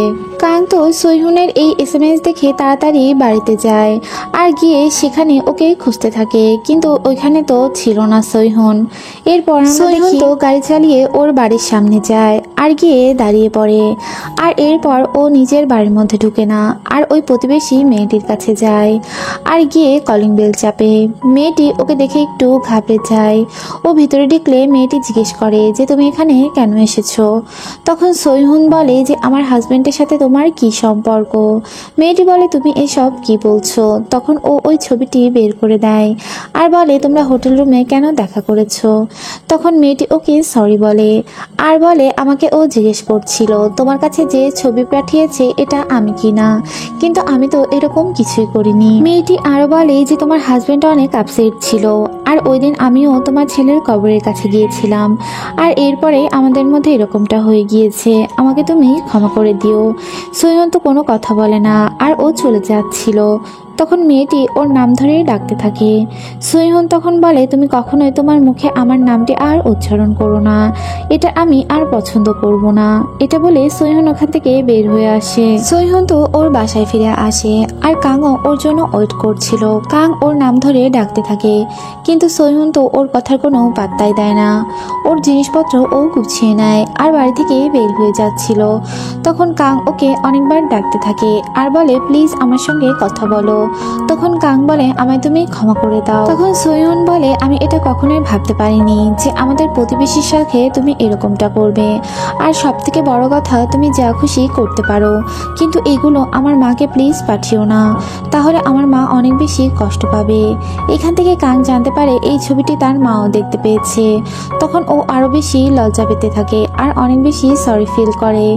আমরা দেখতে পাই যে সোহিহন তো কোনো কথাই শোনে না আর ওইখান থেকে ও বের হয়ে যায়। আর কাং তখন ভাবতে থাকে যে এটা হয়তোবা কিমজুনের কাজ, সেই হয়তোবা এরকমটা করছে। এরপর আমরা কিমজুনকে দেখতে পাই। সে তো তার বন্ধুদের সাথে আড্ডা দিচ্ছিল আর বাইরে তার সিকিউরিটি গার্ডরা তার পাহারা দিচ্ছিল। কিম জুনের সেক্রেটারি তো ওই লোকটিকে ধরে ফেলে যারা সিয়নকে ফলো করছিল। আর এ তো একজন পলিটিশিয়ান থাকে, আর একে তো সিয়ন ফলো করতে করতে অনেক পিকও নিয়েছিল। এই মেয়েটি তখন সব প্রমাণ ওই লোকটিকে দেখিয়ে দেয় আর বলে এই কাজগুলো করা বন্ধ করো, না হলে ফেঁসে যাবে। এরপর আমরা সিয়নকে দেখি, ও তো ওর বাড়ির কাছে আসে আর এসে ও রুমটির মধ্যে তো ঢুকে না, ও বাইরেই বসে থাকে আর স্টার দেখতে থাকে, কেননা স্টার দেখলে মনের দুঃখ অনেক কম হয়ে যায়। সিয়ন ওর রুমের মধ্যে ঢুকে আর ওই ডায়েরিটির উপর ওর চোখ পড়ে। তখন ওর সৈহুনের কথা মনে হয়। সৈহুন ওকে বলেছিল যে তোমার অনেক কষ্ট লাগলে তুমি আমায় ফোন করো, তাহলে আমি তোমার কষ্ট থেকে বের হতে হেল্প করব। আর তখন ও তো বলেছিল যে তোমাকে হেল্প করার জন্য আমিও আসব, তোমার এই ছবিটি কে দিয়েছে এটা আমি বের করতে হেল্প করব। এরপর দেখা যায় ওইখানে তো ও মিনহুর ছবিটি রেখে চলে যায়। সৈহুন তো ওর মায়ের কাছে আসে আর ওরা দুজন মিলে খাবার খাচ্ছিল। তখন ওর মা বলে তুমি কি কিছুদিনের জন্য ঘুরতে এসেছো নাকি? সৈহুন বলে আমি এখানে কিছুদিনের জন্য থাকতে চাই আর আমি কিছু লোকদের খুঁজে বের করতে চাই, ওই ছবিটি কে পাঠিয়েছে এটা আমি বের করতে চাই। তখন ওর মা বলে তোমার যতদিন খুশি তুমি এখানে থাকতে পারো। সৈহুন রাতে ঘুমাতে যায় কিন্তু ওর তো ঘুম আসছিল না। এরপর ওর মায়ের কাছে পাঠানো ওই ছবিটা ও টুকরো টুকরো করে ছিঁড়ে ফেলে আর ডাস্টবিনের মধ্যে ফেলে দেয়। এরপর আমরা কাংকে দেখতে পাই। কাং তো একজন ডিটেকটিভের কাছে যায় আর গিয়ে বলে যে কিছু লোককে খুঁজে বের করতে হবে। তখন ও ওই ছবিটি বের করে দেয় আর বলে এই ছবিটিকে আমার ওয়াইফকে পাঠানো হয়েছে আর এগুলো কে করছে তুমি এটা খুঁজে বের করো। কাং অফিসে আসে আর এরপর ও জানতে পারে কিম জুন ওইখানে এসেছে।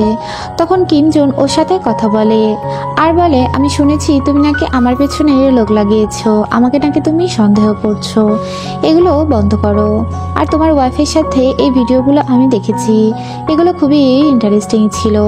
এরপর দেখা যায় কিম জুন তো ওখান থেকে বের হয়ে যায় আর সে তার সেক্রেটারিকে বলে দেয় যে কাঙের পিছনে লোক লাগিয়ে দাও, সে কি করে এই সব কিছু আমার জানার দরকার। এরপর আমরা সৈহুনকে দেখি, সে তো তার মায়ের রেস্টুরেন্টে অনেক হেল্প করতে থাকে আর তার ভালোই লাগে। এরপর দেখা যায় সে তার মায়ের সব কাজে সাহায্য করে আর দিন শেষে মায়ের সাথে ঘরে যায় আর সেখানে গিয়েও সে প্রচুর কাজ করতে থাকে, সে সব রুম নিজেই ক্লিন করতে থাকে। এরপর আমরা দেখি একসময় ও ওই ছবিটি আবার দেখতে পাই, যে ছবিটি ও টুকরো টুকরো করে কেটে ফেলেছিল। এরপর ও মনে মনে ভাবতে থাকে এই ছবিটি ওকে কে পাঠাতে পারে। এরপর দেখা যায় সেখানে ওর কাছে একটা SMS আসে আর এটা তো সিয়ন করে। সিয়ন ওকে কফি খাওয়ার জন্য ইনভাইট করে আর ও তো রাজিও হয়ে যায়। সৈহুন তো সিয়নের সাথে দেখা করার জন্য ওর গ্যারেজে চলে যায় আর এরপর আমরা দেখতে পাই একটা গাড়ির মতো জায়গায় ওরা বসে খাবার খেতে থাকে। তখন সিয়ন ওকে জিজ্ঞেস করে যে তুমি কি একাই থাকো নাকি? সিয়ন বলে আমি একাই থাকি। সৈহুন ওকে জিজ্ঞেস করে তুমি কোথায় খাবার খাও? তখন সিয়ন ওকে দেখায় যে কতগুলো খাবারের বক্স, লাঞ্চ বক্সগুলো ওইখানেই থাকে আর ও এখান থেকে খাবার নিয়ে নেয়। এরপর সিয়ন বলে এটা দেখে তোমার হয়তো খারাপ লাগতে পারে। সৈহুন বলে আমার খারাপ লাগেনি, আমি যখন পড়াশোনা করতাম আমি তখন এরকম লাঞ্চ বক্স খেতাম, তাই এটা আমার অভ্যস্ত আছে, এটা দেখে খারাপ লাগার কিছু নেই। ওরা দুইজন বাইরে বসে কফি খাচ্ছিল। তখন সৈহুন খেয়াল করে যে সিয়নের হাতে কিছু কাটা দাগ। তখন ও জিজ্ঞেস করে তুমি কি শুধু এখানেই কাজ করো কিনা? তখন সিয়ন বলে আমি আরও একটা পার্ট টাইম জব করি, কিন্তু ওইখানে আমি অনেক বেশি টাকা পাই, এটা একটু ডেঞ্জারাস। সৈহুন বলে এই জন্য তোমার হাতে এরকম কাটা দাগ। আর তখন দেখা যায় যে সিয়ন খেয়াল করে সৈহুনের হাতেও ওইরকম একটা কাটা দাগ রয়েছে, যেটা ওর জেলে হয়েছিল। তখন ও জিজ্ঞেস করে যে তোমার এই কাটা দাগের সময় তোমার কি কষ্ট লাগেনি? সৈহুন বলে এটা অনেক কষ্টের ছিল, কিন্তু আমি কোনো ব্যথা পাইনি, কিছু কিছু কষ্টের কোনো ব্যথা হয় না। তখন সিয়ন বলে আমারও সেম একই অবস্থা, কাজের সময় আমারও এরকম কষ্ট হয় না। এরপর আমরা দেখি সৈহুন ওকে কিছু মেডিসিন দেয় আর এরপর ওখান থেকে চলে যায়। কিন্তু ও যখন চলে যাচ্ছিল তখন আমরা দেখতে পাই যে সিয়নের বান্ধবীও এদিকে আসছিল। ওই ওই মেয়েটা তো সোহিউনকে দেখতে পায়। এরপর আমরা দেখি ও তো সিয়নের কাছে যায় আর গিয়ে কিছু পেপার দেয় আর একটা ছবিও দেয়। এটা মিনহুর ছবি থাকে। মেয়েটি ওকে বলে যে আমি না থাকলে তোমার কি হবে? সিয়ন বলে কিছুই হবে না, আমি আমার জীবনযাপন করতে পারবো। এরপর মেয়েটি বলে আমি এত বড় একটা কাজ করেছি, আমার প্লিজ একটু ঘুরতে নিয়ে চলো। এরপর ওরা দুজন বাইক রাইড করে আর মেয়েটি অনেক খুশি হয়। এরপর আমরা সোহিউনকে দেখি। সোহিউন ওই টুকরো টুকরো ছবিগুলো আবার জোড়া লাগায় আর তার পিছনে ও কিছু লিঙ্ক দেখতে পায়। ও তখন নেটে এগুলো সার্চ করতে থাকে আর ও সেখানে একটা প্রতিবেদন দেখতে পায়। এখানে লেখা ছিল 2017 সালে একজন মহিলা কার অ্যাক্সিডেন্টে মারা গিয়েছে। এইটা পেরিয়ে একটা নিউজ লেখা আছে। এরপর ও ওইখানে একটি নাম দেখতে পায়, এটা যে পাবলিশ করেছে। তখন আমরা দেখতে পাই ওর কাছে একটা ফোন আসে আর এটা তো ওর শাশুড়ি থাকে। এরপর আমরা দেখি ওরা দুজন মিলে শপিং করতে বের হয় আর ওর শাশুড়ি ওর সাথে খাবারও খেতে থাকে। তখন সেখানে কিছু মেয়েরা আসে আর এসে বলে আপনার সম্পর্কে আমরা সবই জানি আর আমরা সবসময়ই আপনার সাথে আছি, আমরা আপনাকে অনেক বেশি পছন্দ করি। তখন ওর শাশুড়ি বলে আমার ডটার ইন লকে তোমরা অনেক বেশি সাপোর্ট করো।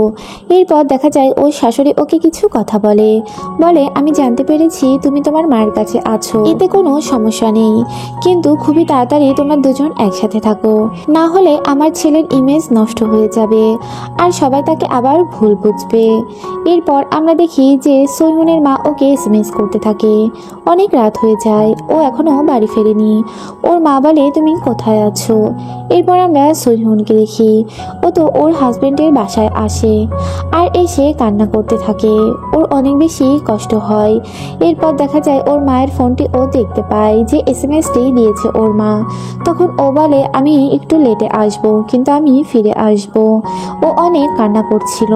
তখন সেখানে হান চলে আসে আর বলে তোমার কি হয়েছে, আমার সব কথা খুলে বলো। তখন ও বলে কিছুই হয়নি। এরপর আমরা দেখি সোহিউন ওইখান থেকে চলে যায়, কিন্তু হান তো দাঁড়িয়েই থাকে। হান তো কানকে অনেক কথা শোনাতে থাকে আর বলতে থাকে আমার বান্ধবীর মধ্যে কি কমতি ছিল যে তুমি ওই মেয়েটির কাছে গিয়েছো। তখন ও বলে কোনো কমতি নেই আর আমি ওকে অনেক বেশি ভালোবাসি, এটা আমার একটা মিস্টেক ছিল। আর এই কথাগুলো ওই প্রতিবেশী মেয়েটি শুনতে থাকে। এরপর আমরা সোহিউনকে দেখি। সোহিউন ওর মায়ের সঙ্গে খাবার খাচ্ছিল। তখন ওর মা ওকে কিছু কথা বলে যে তুমি আবার কাজ শুরু করো, তুমি আবার কলেজে লেকচারার হয়ে যাও, না হলে বই লিখো, আর যদি তা না করো ছোট ছোট বাচ্চাদের তুমি পড়াতে পারো। সোহিউন বলে কেন, আমি তো এরকমই ঠিক আছি, আমি তো তোমার অনেক কাজ করে দিই। এরপর দেখা যায় ওর কাছে ফোন আসে। ও জার্নালিস্ট ওর কাছে ফোন করে, ওর সঙ্গে দেখা করতে চায়। আসলে সোহিউন আগে থেকেই ওই জার্নালিস্টের কাছে অনেকবার ফোন করেছিল।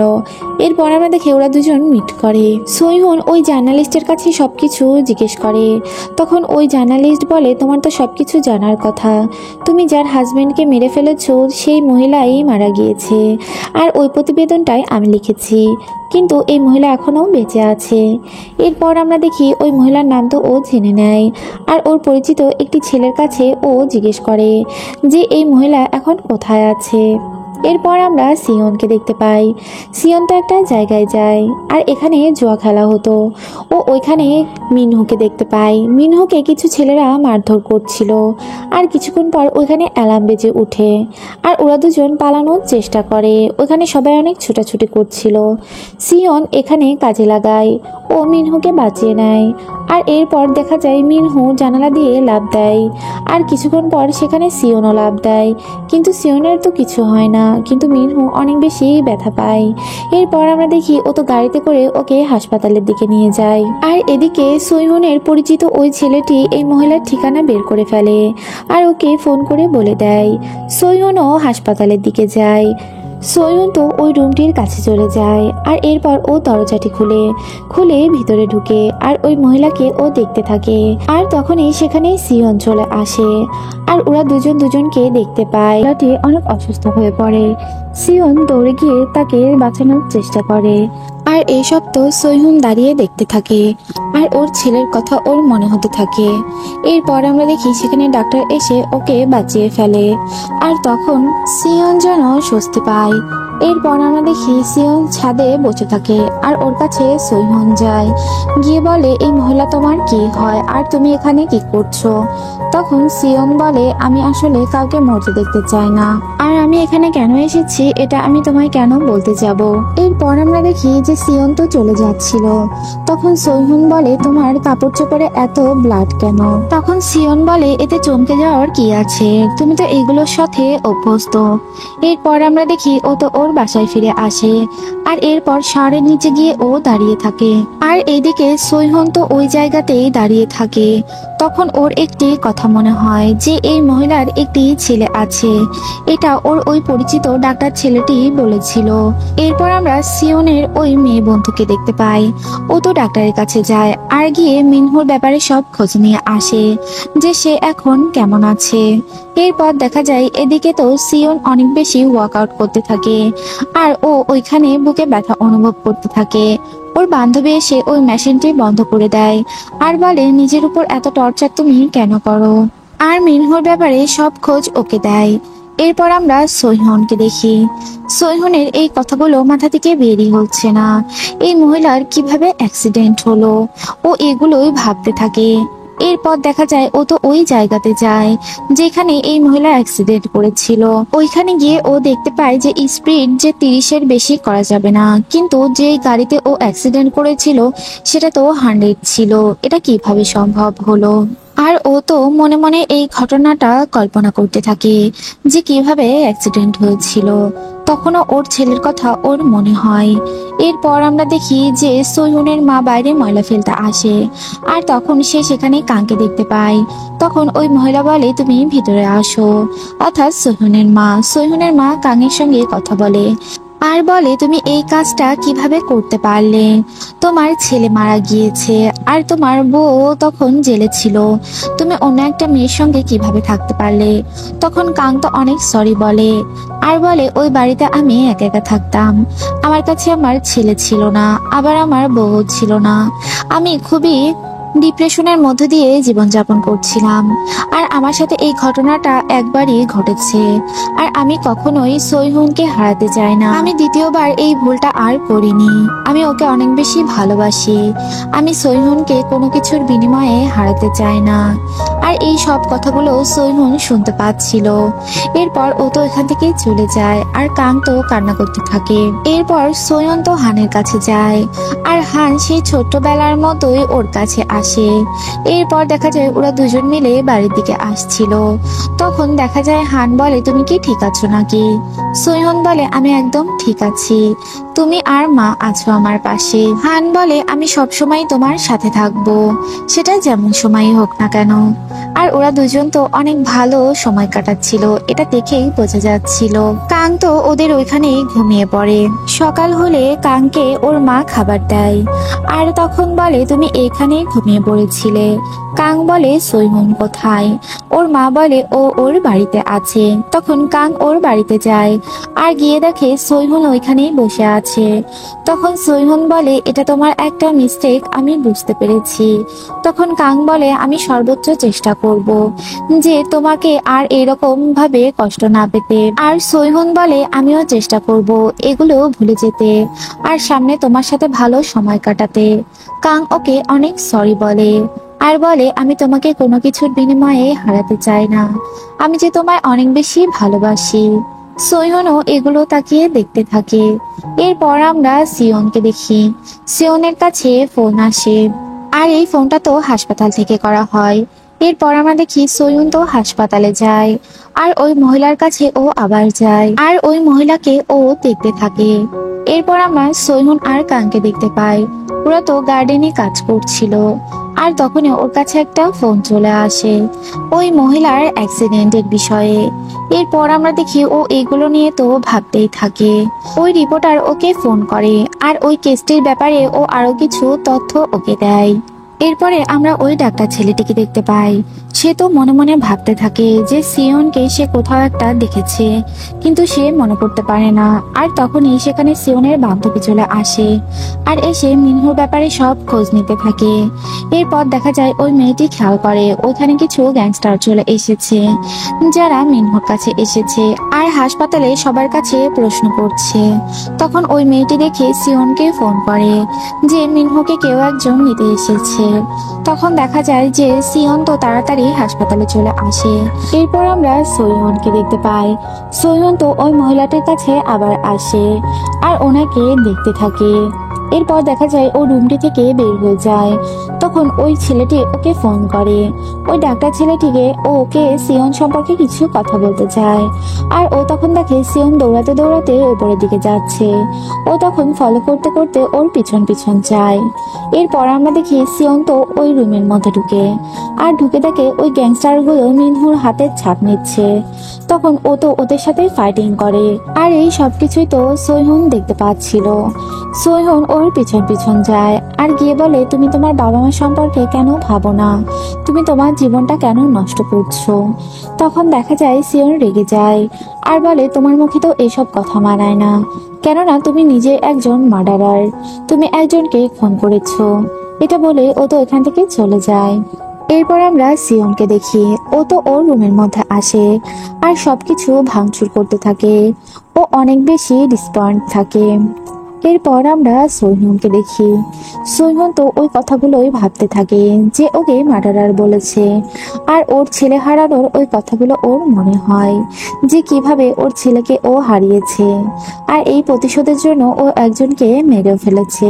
ওর ছেলেকে হারিয়ে ওর যেমন যন্ত্রণা ছিল এখনো সেম সেরকমই আছে। মনে হচ্ছে এটা যেন আরো বেশি তীব্র হয়ে উঠেছে।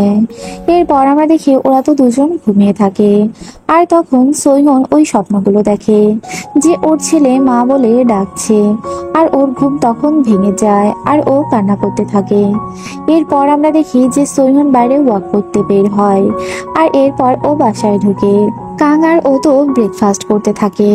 তখন সোহিয়নের একটা কথা মনে হয়। ও বলে যে আমার মায়ের কাছে যেতে হবে, আজকে আমার মা অনেক রান্না করবে আর এগুলো অনাথ বাচ্চাদের জন্য, আমি তো তাকে হেল্প করতে চাই। তখন কাং বলে, ঠিক আছে তুমি চলে যাও। এরপর আমরা দেখি যে ও তো ওর মায়ের কাছে আসে আর সেখানে তো হানও ছিল আর ওরা সবাই মিলে রান্না করতে থাকে আর ওর মা আদর করে ওদের দুজনকে খাইয়েও দেয়। এরপর আমরা দেখি যে খাবার তো রান্না রেডি হয়ে গিয়েছে আর সেই সব খাবারগুলো তো সোহিয়ন অনাথ বাচ্চাদের জন্য দিয়ে আসে আর একটা বক্স আলাদা থাকে আর এটা সিওনের জন্য। এরপর আমরা কিম জুনকে দেখতে পাই। সে তো ছোট বাচ্চাদের সাথে খেলা করছে আর সে সব সামাজিক কাজে যুক্ত রয়েছে। এই সব নিয়োজিত কান পড়তে থাকে আর এই সব কিছুই কিম জুন দেখতে থাকে। আর এরপর সে তার সেক্রেটারিকে বলে যে ওর পিছনে লোক লাগাও আর ও কি করে না করে সবকিছু আমাকে জানাও। এরপর আমরা দেখি যে সোহিয়ন তো ওই খাবারটা নিয়ে সিওনের কাছে আসে আর তখন সিওন তো কিছু একটা লিখছিল। ওকে দেখে ও বাইরে বের হয়ে আসে আর এরপর সোহিয়ন ওকে খাবারগুলো দেয় আর দিয়ে বলে, আমি আমার চোখের সামনে কারো জীবন নষ্ট হতে দেখতে চাই না, আমার একটা ভুল হয়েছে, তারপরেও আমি চাই না তোমার জীবনটা নষ্ট হোক। এরপর ও তো এখান থেকে চলে যাচ্ছিল। তখন সিওন তো ওকে আটকে নেয় আর বলে, তোমার গাড়ির চাকাতে হাওয়া কম আছে, আমি এটা ঠিক করে দিচ্ছি। আর ও তো এই কাজে লেগে পড়ে আর সোহিয়ন ওখানে বসে বসে তারা দেখতে থাকে আর এরপরে কাজ শেষ হয়ে যায় আর নষ্ট জিনিসগুলা ও আগুনের মধ্যে পোড়াচ্ছিল। এরপর দেখা যায় সোহিয়ন ওই তারা দেখছিল। সিওনও তখন খেয়াল করে ওই তারাগুলো একটা লাইনের মধ্যে আছে। তখন ও তো একটা ছবি তুলে নেয় আর বলে, দেখো এগুলো কত ধারাবাহিকভাবে আছে। এরপর আমরা দেখি সোহিয়ন বলে, তুমি নিজের জন্য ভাবো আর তোমার বাবা মার জন্য ভাবো, তুমি যে কাজগুলো করো এগুলো অনেক বেশি ডেঞ্জারাস আর এতে করে তুমি মারাও যেতে পারো আর তোমার গার্ডিয়ানরা এটা জানলে অনেক কষ্ট পাবে। এরপর আমরা দেখি সোহিয়ন ওইখান থেকে চলে আসে আর তখনই সিওনের কাছে কিম জুনের সেক্রেটারির ফোন আসে আর দেখা করতে বলে। এরপর আমরা দেখি ওরা দেখা করে, আর তখন সে তো কাঙের একটা ছবি দেয় আর বলে একে ফলো করার জন্য। আর এদিকে কাঙের ডিটেকটিভও তো ওদের এগুলো দেখতে থাকে আর ওদের ছবি তুলে নেয়। এরপর আমরা দেখি কাং আর সোহেন তো একটা রেস্টুরেন্টে খাবার খেতে যায়, যেখানে লাইভ খাবার করে দেওয়া হচ্ছিল। আর ওরা দুজন অনেক বেশি রোমান্টিকও হয়ে যায়। কাঙের সাথে ওর এখন সবকিছু প্রায় ঠিকই হয়ে যাচ্ছে। এরপর আমরা দেখি সেখানে একটা লোক ওদের খাবার বানাতে আসে, আর ওইখানে অনেক আগুন জ্বলে ওঠে। তখন সোহেনের একটা কথা মনে হয়, তখন ও বলে আমি একটু আসছি, এটা বলে ও বাইরে যায়। তখন ওর মনে হয় ওই ডায়েরিতে যে ছেলেটার কথা বলা ছিল ওই ছেলেটা আগুন দেখে ভয় পেত, কিন্তু সিয়ন তো আগুন দেখে ভয় পায় না, বরং ও আগুনে ওই জিনিসগুলো পোড়াচ্ছিল। ওর আরো একটা কথা মনে হয় যে ওই মহিলা ওকে বলেছিল এই ডায়েরিটি যাকে দিতে বলা হয়েছিল তার কাঁধে একটা দাগ আছে, কিন্তু সিয়নের ঘাড়ে তো এরকম কোনো দাগ নেই। তখন ও মনে মনে ভাবতে থাকে তাহলে হয়তোবা এই ছেলেটাই ওই ছেলে নয় যাকে আমি খুঁজছি, তাহলে কে ও? এরপর আমরা ওই জুতো দেখতে পাই, যেই জুতোকে আমরা মিনহু ভেবেছিলাম, কিন্তু এটা তো মিনহু নয়, এ হচ্ছে সিয়ন। আর এই সবকিছুই সিয়ন করছিল, এই ছবিগুলো ওই পাঠিয়েছে। এরপর দেখা যায় ও রুমের মধ্যে ঢুকে আর ওই মহিলার হাত ধরে ও গালের সঙ্গে লাগায়, আর এরপরে মা বলে ডেকে উঠে। অর্থাৎ সোয়ন যে লোকটিকে অ্যাক্সিডেন্ট করেছিল সেই লোকটির ছেলেই হচ্ছে সিয়ন। সোয়নও তো এগুলোই ভাবতে থাকে যে সে ভুল মানুষকে ডায়েরিতে দিয়েছে। আগুন লাগা ওই জায়গাটাকে দেখতে পায়, আর ওই আগুনের জন্য ওই বাচ্চাটার পিঠে অনেকটা জায়গা পুড়ে গিয়েছিল। আর এ তো আর কেউই নয়, এ হচ্ছে মিনহুর কাছে সিয়ন যায়, আর ওর কাছে গিয়ে ওই ডায়েরিটি ও দিয়ে দেয়। মিনহু এই ডায়েরিটি দেখে অনেক রেগে যায় আর বলে তুমি কি ওই মহিলার ছেলে নাকি? এটা বলে ও তো ডায়েরিটি ফেলে দেয়। তখন সিয়ন তুলে ওকে এটা হাতে দেয় আর বলে এটা তোমার অনেক কাজে লাগবে। এরপর আমরা দেখি সিয়ন তো ওইখান থেকে চলে যায় আর যাওয়ার সময় বলে তুমি একদম মামার মতো। এরপর ও তো ওর মায়ের কাছে যায়, আর ওর মায়ের কাছে গিয়ে ওর মাকে অনেক আদর করতে থাকে। আর পাস্টের সিন আমরা দেখতে পাই, ওর বাবা যখন মারা গিয়েছিল সবাই ওদের অনেক ঘৃণা করত আর সবাই ওদের মারতে আসছিল। তখন সেখানে কিমজুন চলে আসে আর সবাই তখন চুপ হয়ে যায়। এরপর কিমজুন বলে আজ থেকে আমি তোমার বাবার মতো, তোমার সব প্রয়োজন আমি মেটাবো, আর সবাই ওর থেকে দূরে থাকবে। এরপর আমরা দেখি এরপরেও স্কুলে গিয়ে ওকে অনেক বুলিংয়ের শিকার হতে হতো। ওর বাবার এই ঘটনার জন্য ওরা অনেক বেশি সাফার করেছে। এরপর আমরা দেখি ঘটনা আবার প্রেজেন্টে চলে আসে, ও ওর মায়ের কাছে এসব কথাই বলতে থাকে। এরপর আমরা দেখি সোহেন ওই প্রফেসরের সঙ্গে দেখা করে, আর ওই প্রফেসর ওকে জিজ্ঞেস করে যে তুমি ওই ছেলেটিকে ডায়েরিটি দিয়েছো কিনা। তখন ও বলে আমি ডায়েরিটি তো দিয়ে দিয়েছি। এরপর আমরা দেখি সোহেন বাসায় এসে ভাবতে থাকে যে প্রফেসর এই কথাটা কিভাবে জানতে পারলো যে ডায়েরিটা দেওয়ার জন্যই আমি এই ছেলেটিকে খুঁজছিলাম, আর তিনিই বা এত কিছু কিভাবে জানে। এরপর আমরা দেখি সকাল হলে ওর হাজব্যান্ড তো ওকে জিজ্ঞেস করে যে তুমি কি ঠিক আছো কিনা। ও বলে আমি একদম ঠিক আছি। আর তখনই ওর কাছে সিয়নের ফোন চলে আসে। তখন কাং জিজ্ঞেস করে তোমায় কে ফোন করছে। তখন সোহেন বলে যে এটা ওই ছেলেটা যাকে আমি ডায়েরিটি দিয়ে দিয়েছি, আর এই ছেলেটি তো সিয়ন। এরপর দেখা যায় ওর হাজব্যান্ড বলে তুমি এগুলো থেকে এখন দূরে থাকো, তুমি তো ওই ছেলেটিকে ডায়েরিটি দিয়ে দিয়েছো। এরপর আমরা দেখি সিয়নের ফ্রেন্ড তো ওর মায়ের কাছে যায়, আর এই মেয়েটাই ওর মায়ের সেবা যত্ন করে। তখন মেয়েটি বলে যে আন্টি তোমার ছেলেকে বলে দিও আমি তোমার ছেলেকে পছন্দ করি না, আর আমি তোমার ছেলের শুধু টেক কেয়ার করতে চাই, কেউ ওর কোনো ক্ষতি করলে আমি তাকে ছাড়বো না, আর ও কখনো আমার যেন বুঝতেই চায় না। এরপর আমরা দেখি ও বাইরে বের হয়ে আসে, আর ওই ডক্টর ছেলেটির সাথে কথা বলতে থাকে। ও ওই ছেলেটিকে কিছু খাবার দেয় আর বলে চলো আমরা একসাথে বাইরে কোথাও খেতে যাই। এরপর আমরা দেখি ও লিফটের মধ্যে উঠে। তখন ছেলেটি ওই খাবারের সঙ্গে কিছু ছবি তুলে আর ওকে এসএমএস করে যে চলো আমরা বাইরে খেতে যাই। এরপর দেখা যায় মেয়েটি সিয়নের কাছে এসএমএস দেয় আর বলে তুমি যেমনটা চেয়েছিলে তেমনটাই হয়েছে, এবার চলো আমরা ডেটে যাই। এরপর আমরা কাংকে দেখতে পাই। কাং তো ওই ডিটেকটিভের সাথে দেখা করতে যাচ্ছিল, আর তখন সেখানে সিয়ন ওর ছবি উঠাতে থাকে। এরপর আমরা দেখি কাং তো ওই ডিটেকটিভের সঙ্গে কথা বলে আর বলে এই ছেলেটা আমাদের ফলো করে, আর আমি চাই না যে আমার ওয়াইফ কোনো বিপদে পড়ুক। আমি আমার ছেলেকে হারিয়েছি, তাই আমি আমার ওয়াইফকে আর হারাতে চাই না। তাই তুমি সব দিকে ভালো মতো খোঁজ নাও।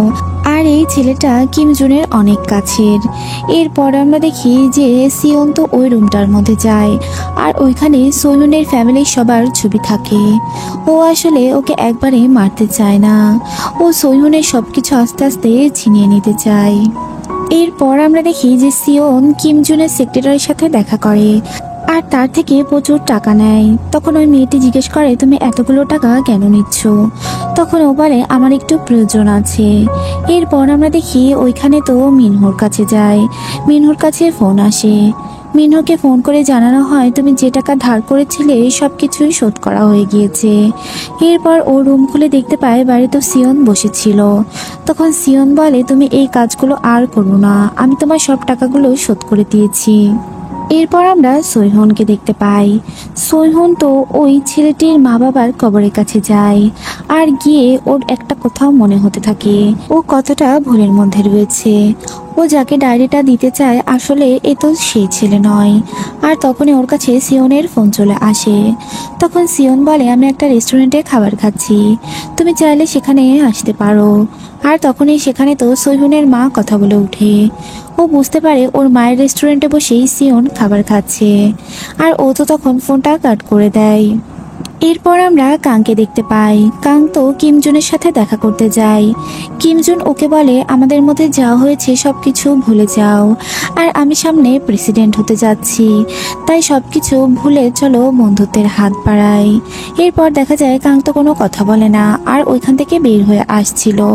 ও তখন সিয়নকে দেখতে পায়। ও সিয়নকে দেখে একটা কথা মনে হয় যে এই ছেলেটাকে ও হয়তোবা কোথাও দেখেছে। তখন ওর মনে হয়ে যায় যে ওর ওয়াইফ তো একেই ডায়েরিটা দিয়েছে। এরপর দেখা যায় যে সিয়ন তো কিমজুনের সাথে কথা বলে। কিমজুন ওকে বলে তুমি এগুলো থেকে এখন সরে যাও, তোমার আর এগুলো করার দরকার নেই। তুমি এর পেছনে ছুটতে ছুটতে সবকিছু যেন হারিয়ে ফেলবে। এটা তো অনেক পাস্টের ঘটনা, তোমার বাবাও আজ বেঁচে নেই। আর আমি তো তোমায় বলেছি তুমি সবসময় আমার বাবা ভাবতে পারো, তোমার সব প্রয়োজন আমি মিটিয়ে দিব। কিমজুন আরো বলে তোমার মেডিকেলে চান্স হয়েছিল, কিন্তু তারপরেও তুমি পড়াশোনা করনি। এই মহিলার পেছনে লেগে থেকে তোমার কোনো লাভ নেই, তাই সবকিছু ভুলে যাও। তখন সিয়ন তো বলে আমি জানি সবসময় আপনি আমার পাশে আছেন, আমার মায়ের সমস্ত চিকিৎসার টাকা আপনি শোধ করেছেন, তাই আমি সবসময় আপনার কথা শোনার চেষ্টা করব। এরপর আমরা সিহনকে দেখতে পাই। সিহন তো সিয়নের ওই মিনি ট্রাকটার মধ্যে যায় আর গিয়ে সবকিছু দেখতে থাকে। আর তখনই সেখানে সিয়ন চলে আসে। এরপর সিয়ন বলে তোমায় তো আমি ওই রেস্টুরেন্টে যেতে বলেছিলাম, কিন্তু তুমি কেন আসোনি? তখন সোয়হন বলে আমি তোমার বাবা মার কবরের কাছে গিয়েছিলাম আর তাদের শ্রদ্ধাঞ্জলি দিতে গিয়েছিলাম। সোয়হন আরও বলে তুমি যে রেস্টুরেন্টে খাবার খেতে গিয়েছিলা ওটা আমার মায়ের রেস্টুরেন্ট, তাই আমার আর ওইখানে যাওয়ার প্রয়োজন হয়নি। এরপর ও তো উঠে চলে যাচ্ছিল আর বলে যে আমি তোমায় আবার ফোন করব আর তোমার সঙ্গে আমি আবারও কথা বলবো। এটা বলে সোয়হন ওখান থেকে চলে যায়। এরপর আমরা হানকে দেখতে পাই। হানের তো অনেক খারাপ লাগতে থাকে। ও কাংকে ওই দিন অনেক কথা শুনিয়ে দিয়েছে, কিন্তু কাং তো সত্যিই ওর বান্ধবীকে অনেক বেশি ভালোবাসে। এরপর আমরা দেখি ওরা সবাই মিলে খাবার খাচ্ছিল, আর তখন সেখানে কাং চলে আসে। তখন সোয়হনের মা বলে আমি কাংকে ইনভাইট করেছি। এরপর ওরা সবাই খাবার খাচ্ছিল। সোয়হন খেয়াল করে যে কাং আর হান দুজনেই চুপচাপ আছে। তখন ও জিজ্ঞেস করে তোমাদের মধ্যে কি হয়েছে? তখন হান বলে আমি কানকে অনেক কথা শুনিয়ে দিয়েছি, আর এই জন্য খুব গিল্টি ফিল হচ্ছে। এরপর সোয়হন বলে যে ও অনেকটাই ঠিক হয়ে গিয়েছে, আর এটা ওর একটা মিস্টেক ছিল, তাই আমাদের পরিবেশের সাথে সবকিছু মানিয়ে নিতে হবে। আর তাছাড়া কাং আমায় অনেক বেশি ভালোবাসে। এরপর আমরা দেখি ওরা হাজব্যান্ড ওয়াইফ দুজন কথা বলে। আর তখন সোহিন ওর হাজব্যান্ডকে হাক করে, বলে 10 মিনিটের জন্য এরকমই থাকো। এরপর আমরা দেখি যে ওই প্রফেসরের কাছে সিওনের বান্ধবী যায় আর গিয়ে তাকে আন্টি বলে সম্বোধন জানায়। আমরা এখান থেকে জানতে পারি এই মেয়েটির আন্টি হচ্ছে এই প্রফেসর, আর এ ওদের সাথে জড়িত আছে। এরপর আমরা দেখি যে সোহিন একজন ডিটেকটিভের সাথে দেখা করে, আর এই ডিটেকটিভ তো সিওনের বাবার এই কেসটি দেখছিল। এরপর ওর থেকে ও কিছু তথ্য নিয়ে আসে, আর বাসায় এসে ও সার্চ করতে থাকে। আসলে সিওন ওর বাবার সম্পর্কে অনেক কিছু পোস্ট করেছিল, আর ওর এই মৃত্যু সম্পর্কে ও অনেক কিছুই পোস্ট করেছিল। সোহিন এখানে কিছু পোস্ট দেখতে পায়। ও দেখতে পায় এখানে লেখা আছে, আমি একজন মেডিকেল স্টুডেন্ট, আর আমার বাবার সাথে এই ঘটনা হয়েছিল, যে হাসপাতালে ওই মহিলাকে কিভাবে সিওন হেল্প করছিল, আর এই সব কিছুই তো ওর দিকে যাচ্ছিল।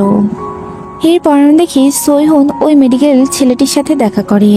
তখন ওই ডাক্তার ছেলেটি বলে যে আমি তোমায় ফোন করেছিলাম, এই ছেলেটিকে আমি চিনি, আর এই ছেলেটি আমাদের ইউনিভার্সিটিতে পড়াশোনা করত, আর এই ছেলেটির 3বার হার্ট সার্জারিও করা হয়েছে।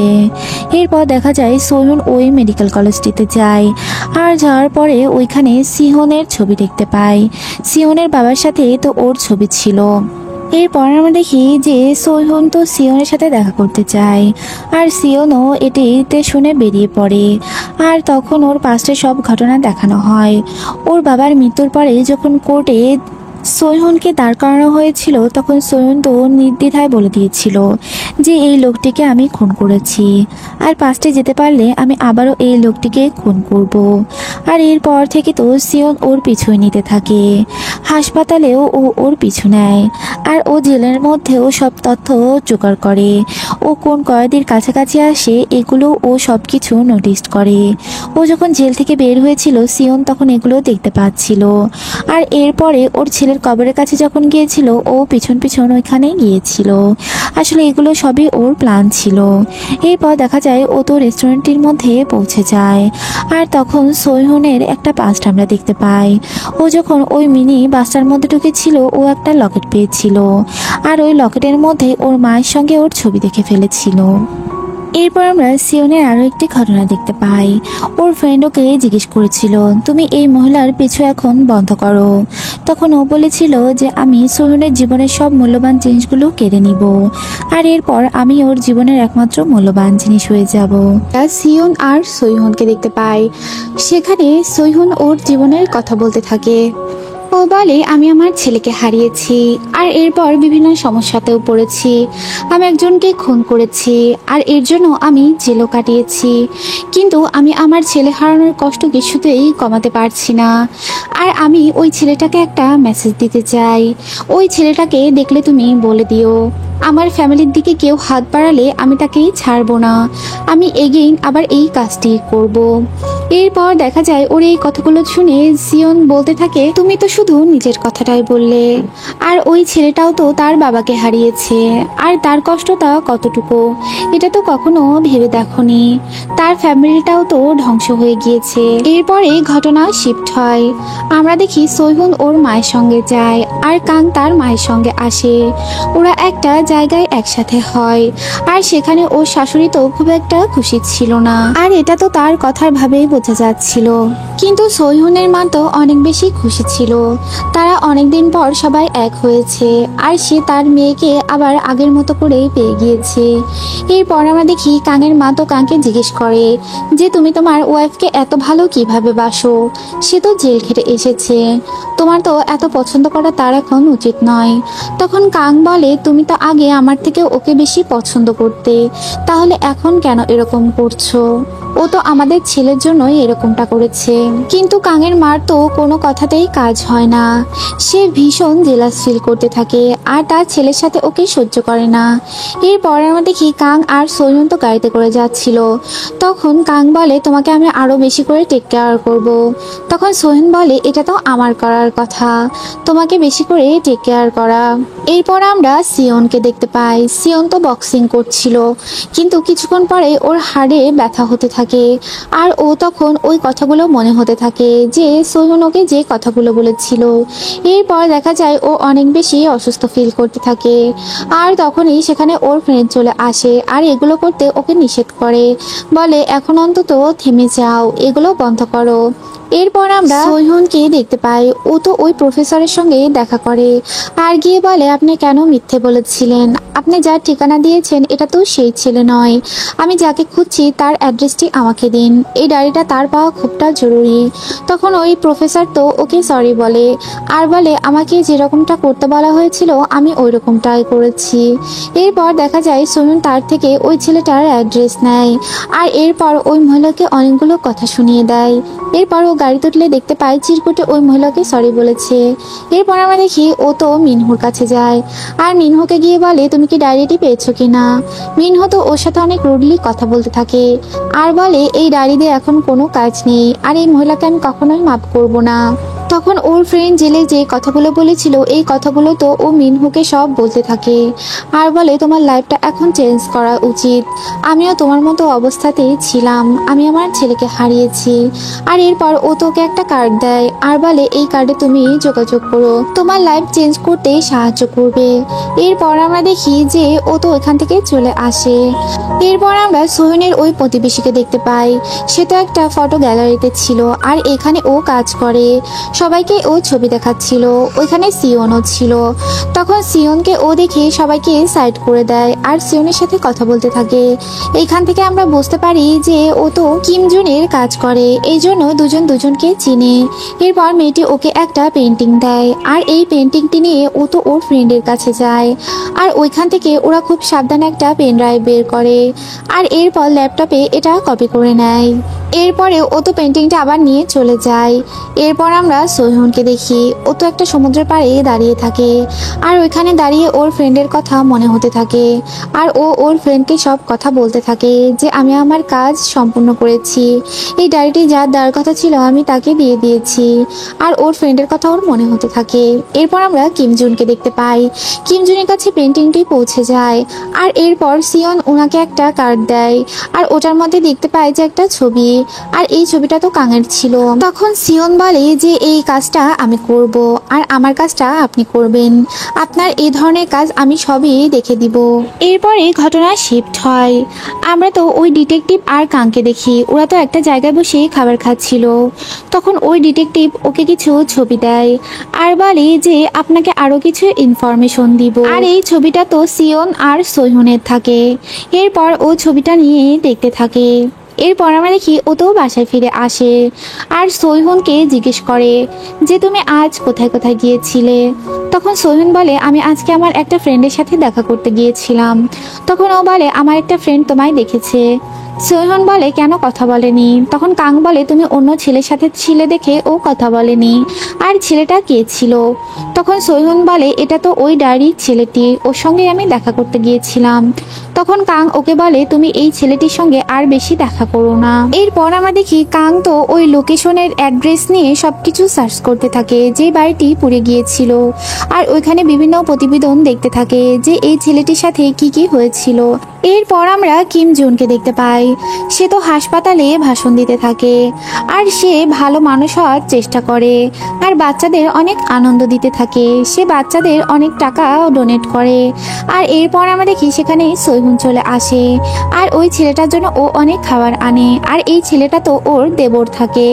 এরপর আমরা দেখি ওই ছেলেটি ওকে কিছু ইনফরমেশন দেয়, বলে যে ওই মহিলাকে তো ভিআইপি রুমে আজ শিফট করা হবে আর এরকমটাই বলা হয়েছে। তখন সোয়ন ভাবতে থাকে এই মহিলার মধ্যে স্পেশাল কি আছে। এরপর আমরা দেখি কিম জুন তো ওই মহিলার সাথে দেখা করতে যায়, অর্থাৎ সিওনের মায়ের সঙ্গে, আর গিয়ে তাকে সান্ত্বনা দিতে থাকে। এরপর আমরা দেখি কিম জুন তো সোয়নের বাড়ির সামনে গিয়ে দাঁড়ায় আর সোয়নও গাড়িতে এটা দেখতে থাকে। এরপর দেখা যায় সে তো ওইখান থেকে নামে আর এরপর প্রতিবেশী ওই মেয়েটির বাড়ির মধ্যে ঢুকে। এই সব কিছুই সোয়ন গাড়ির মধ্যে থেকে দেখতে পাচ্ছিল আর মনে মনে ভাবছিল কেন সে সে এখানে এসেছে। এরপর আমরা দেখি ও তো ওই মহিলার বাসায় যায় আর ওই মহিলাও পিছনে আসে। এরপর দেখা যায় কিম জুন তো ওই মেয়েটাকে জড়িয়ে ধরে আর বলে তুমি ঠিক আছো নাকি। এখান থেকে আমরা বুঝতে পারি এই ছেলেটা তো ওদের দুজনের ছেলে। এরপর আমরা কাংকে দেখতে পাই। কাং তো সোহিনের কথা ভাবতে থাকে যে এই ছেলেটাকে ও কোথাও একটা দেখেছে কিন্তু মনে করতে পারছে না। এরপর এই ছবিতে ও দেখতে পায়, তখন ওর ক্লিয়ার হয়ে যায় যে এই ছেলের সঙ্গে ওর ওয়াইফ দেখা করতে গিয়েছিল। ও তখন বুঝতে পারে যে ওর ওয়াইফ যাকে ভাবছে সে এই ছেলে নয়। তখন ও তো ওর এক কলিগকে বলে যে এই ছেলেটির তথ্য নাও। এরপর আমরা সিয়নকে দেখি। সিয়ন তো রুমের মধ্যে এইগুলো দেখতে থাকে যে কি কনফিডেন্সের সাথে ও বলেছিল আমার কোনো রিগ্রেট ফিল নেই। এগুলো দেখতে থাকে আর ওর মন খারাপ হতে থাকে আর ওর পাস্টের কথা ওর মনে হতে থাকে যে ওরা কত হ্যাপি ফ্যামিলি ছিল, ওর বাবা মা ওকে অনেক বেশি ভালোবাসতো আর ওরা কতটাই না হ্যাপি ছিল। আর এর মধ্যে এই সব ঘটনা ঘটে গিয়েছে আর ওর জীবনটাই চেঞ্জ হয়ে গিয়েছে। এই কথাগুলো মনে হয়ে ও একটা ছবি নেয় আর এটা তো আবারও পার্সেল করার চিন্তা ভাবনা করে। এরপর আমরা কাং আর সোয়ুনকে দেখি। তখন একটা ডেলিভারি বয় আসে আর ওকে একটা ছবি দেয় আর এর সাথে একটা পেন ড্রাইভও ছিল। ও এটা রিসিভ করে। এরপর আমরা দেখি ও রুমে গিয়ে এটা অন করে। ও ওইখানে কতগুলো গ্যালারির ছবি দেখতে পায় আর তখনই ওর কাছে তো একটা ফোন চলে আসে আর এটা তো হান করে। হান বলে যে তুমি আবার বই লিখতে শুরু করো, আমি একটা প্রকাশনীর সঙ্গে কথা বলেছি। এরপর দেখা যায় যে এই ডেলিভারি বয় তো সিয়নের বন্ধু থাকে। এরপরে আমরা আবারও সোহিনকে দেখতে পাই। সোহিনকেও হানকে না করে দেয়, বলে আমি এখন বই লেখার মুডে নেই। আর ও তখন বলে তুমি সব থেকে ভালো রাইটার আর সবাই তোমার বই পড়তে চায়। এরপর দেখা যায় ও জানলা দিয়ে খেয়াল করে যে বাইরে ওর প্রতিবেশীর ছেলেটি অসুস্থ হয়ে পড়ে আছে। এরপর ও ফোনটি রেখে নিচের দিকে যায় আর এরপর ছেলেটিকে বাঁচায়। এরপর আমরা দেখি ওইখানে তো ওই ছেলেটির বাঁ চলে আসে আর এরপর ওর মায়ের সাথে করে ও ওর ছেলেটাকে বাঁচানোর চেষ্টা করে। এরপর দেখা যায় ওর রুমের মধ্যে ওর মা তো নিয়ে আসে, সেখানে সোহিনও আসে। এরপর বাচ্চাটাকে ও শুইয়ে দেয়। এরপর আমরা সোহিনকে দেখি। সোহিন ওইখানে একটা জিনিস লক্ষ্য করে। ও এটার কাছে যায় আর গিয়ে দেখে মগটার উপর একটা ডেট লেখা আছে আর ওই ছবিতেও ওই সেম ডেটই ছিল। তখন ও বুঝতে পারে যে এই দিনে ওই মেয়েটা এখানে ছিল না, অর্থাৎ ওর হাজবেন্ডের সাথে অন্য কেউ ছিল। তখন ওইখানে ওই মেয়েটি চলে আসে। সোহিন জিজ্ঞেস করে তুমি আমায় কেন মিথ্যে বলেছিলে, আমার হাজবেন্ডের সাথে তো তোমার কোনো অ্যাফেয়ার ছিল না। তখন মেয়েটি ওকে সরি বলে আমি এটা করতে বাধ্য হয়েছি। কিম জুনের এই ব্ল্যাক মানির সাথে আমার কিছু সম্পর্ক আছে আর এটা তোমার হাজবেন্ড জেনে গিয়েছে। আর তখনই সে আমাকে ব্ল্যাকমেল করতে শুরু হয়েছিল আর বলেছিল এটা না করলে ও আমার সবকিছু পাবলিশ করে দিবে। এগুলি শোনার পরে সোহিন তো পুরো অবাক হয়ে যায়। এরপর আমরা দেখি কাঙের কাছে মিনহুর সব ডিটেলস দেওয়া হয়। ও তখন বুঝে যায় যে ওর ওয়াইফ রং লোকের কাছে এই ডায়েরিটি দিয়েছে। এরপর আমরা দেখি ওর কাছে একটা ফোন আসে আর সিয়নের অ্যাড্রেস ওকে বলা হয় যে এই সব করছে। ও তো এরপরে সিয়নের ওই মিনি ট্রাকটার মধ্যে যায় আর গিয়ে ওর ওই ছবিগুলো দেখতে পায় যে ছবিগুলো ও তুলে রেখেছিল। এরপর আমরা দেখি সোহিনের তো মন অনেক খারাপ থাকে আর ও ভাবতে থাকে এই কাজটা কে করতে পারে। এরপর দেখা যায় ও আরও ভাবে যে অন্য কোন মেয়ের সাথে আমার হাজব্যান্ডের রিলেশন ছিল। এরপর আমরা দেখি যে ও তো হানের শপটিতে যায় আর এরপর ওই পেনড্রাইভটি ও বের করে আর ল্যাপটপের সাথে কানেক্ট করে। এরপর দেখা যায় ও ওইখানে অনেকগুলো ভিডিও দেখতে পায়। এর মধ্যে ওর হাজব্যান্ড আর হানের একটা ভিডিও দেখতে পায়। হান তো ওদের বাড়ির সামনে দাঁড়িয়ে আছে। হানের শপটি তো বেশ ভালোই চলছিল, ওইখানে অনেক কাস্টমার আসছিল। এরপর ও খেয়াল করে ওর সত্যিকারের মা তো ওইখানে পৌঁছে গিয়েছে আর ওর মা ওকে অনেক মারধর করতো আর এখনও ওকে অনেক খারাপ খারাপ কথা বলতে থাকে, বলে তুমি কেন আমার থেকে লুকিয়ে আছো আর মারতে থাকে। আর এইগুলো সিয়ন বাইরে থেকে সব দেখতে পাচ্ছিল। আসলে ওই ওর মাকে এখানে নিয়ে এসেছে। এরপর আমরা সোহিনকে দেখি। সোহিন ওই ভিডিওটা দেখতে দেখতে বাইরে শব্দ শুনতে পায় আর ও উঠে চলে যাচ্ছিল। তখনই ও একটি কথা শুনতে পায়। ওর হাজব্যান্ড বলছে যে তুমি তো ওই মেয়েটি, এই কথাটা কখনোই সোহিনকে বলো না, এই ফটোর মেয়েটি তুমি, এটা ওকে কখনোই জানানোর চেষ্টাও করো না। এগুলো শুনে ও তো কান্না করতে থাকে, ওর অনেক কষ্ট হয়। ও তো ভাবতেই পারছিল না যে বোনের মতো এই ছোট্ট মেয়েটি এই কাজটি করেছে, যাকে ও বোনের মতো ভালোবাসে। আর এই সব কিছু বাইরে থেকে সিহন দেখছিল আর ও হাসছিল। আর এই মোমেন্টে সেই এপিসোডটি শেষ হয়ে যায়। এপিসোডটি ভালো লাগলে চ্যানেলটিকে সাবস্ক্রাইব করুন, লাইক করুন, কমেন্টস করুন আর পরবর্তী এপিসোড দেখার জন্য চ্যানেলটির সাথেই থাকুন। Thanks for watching. আল্লাহ হাফেজ।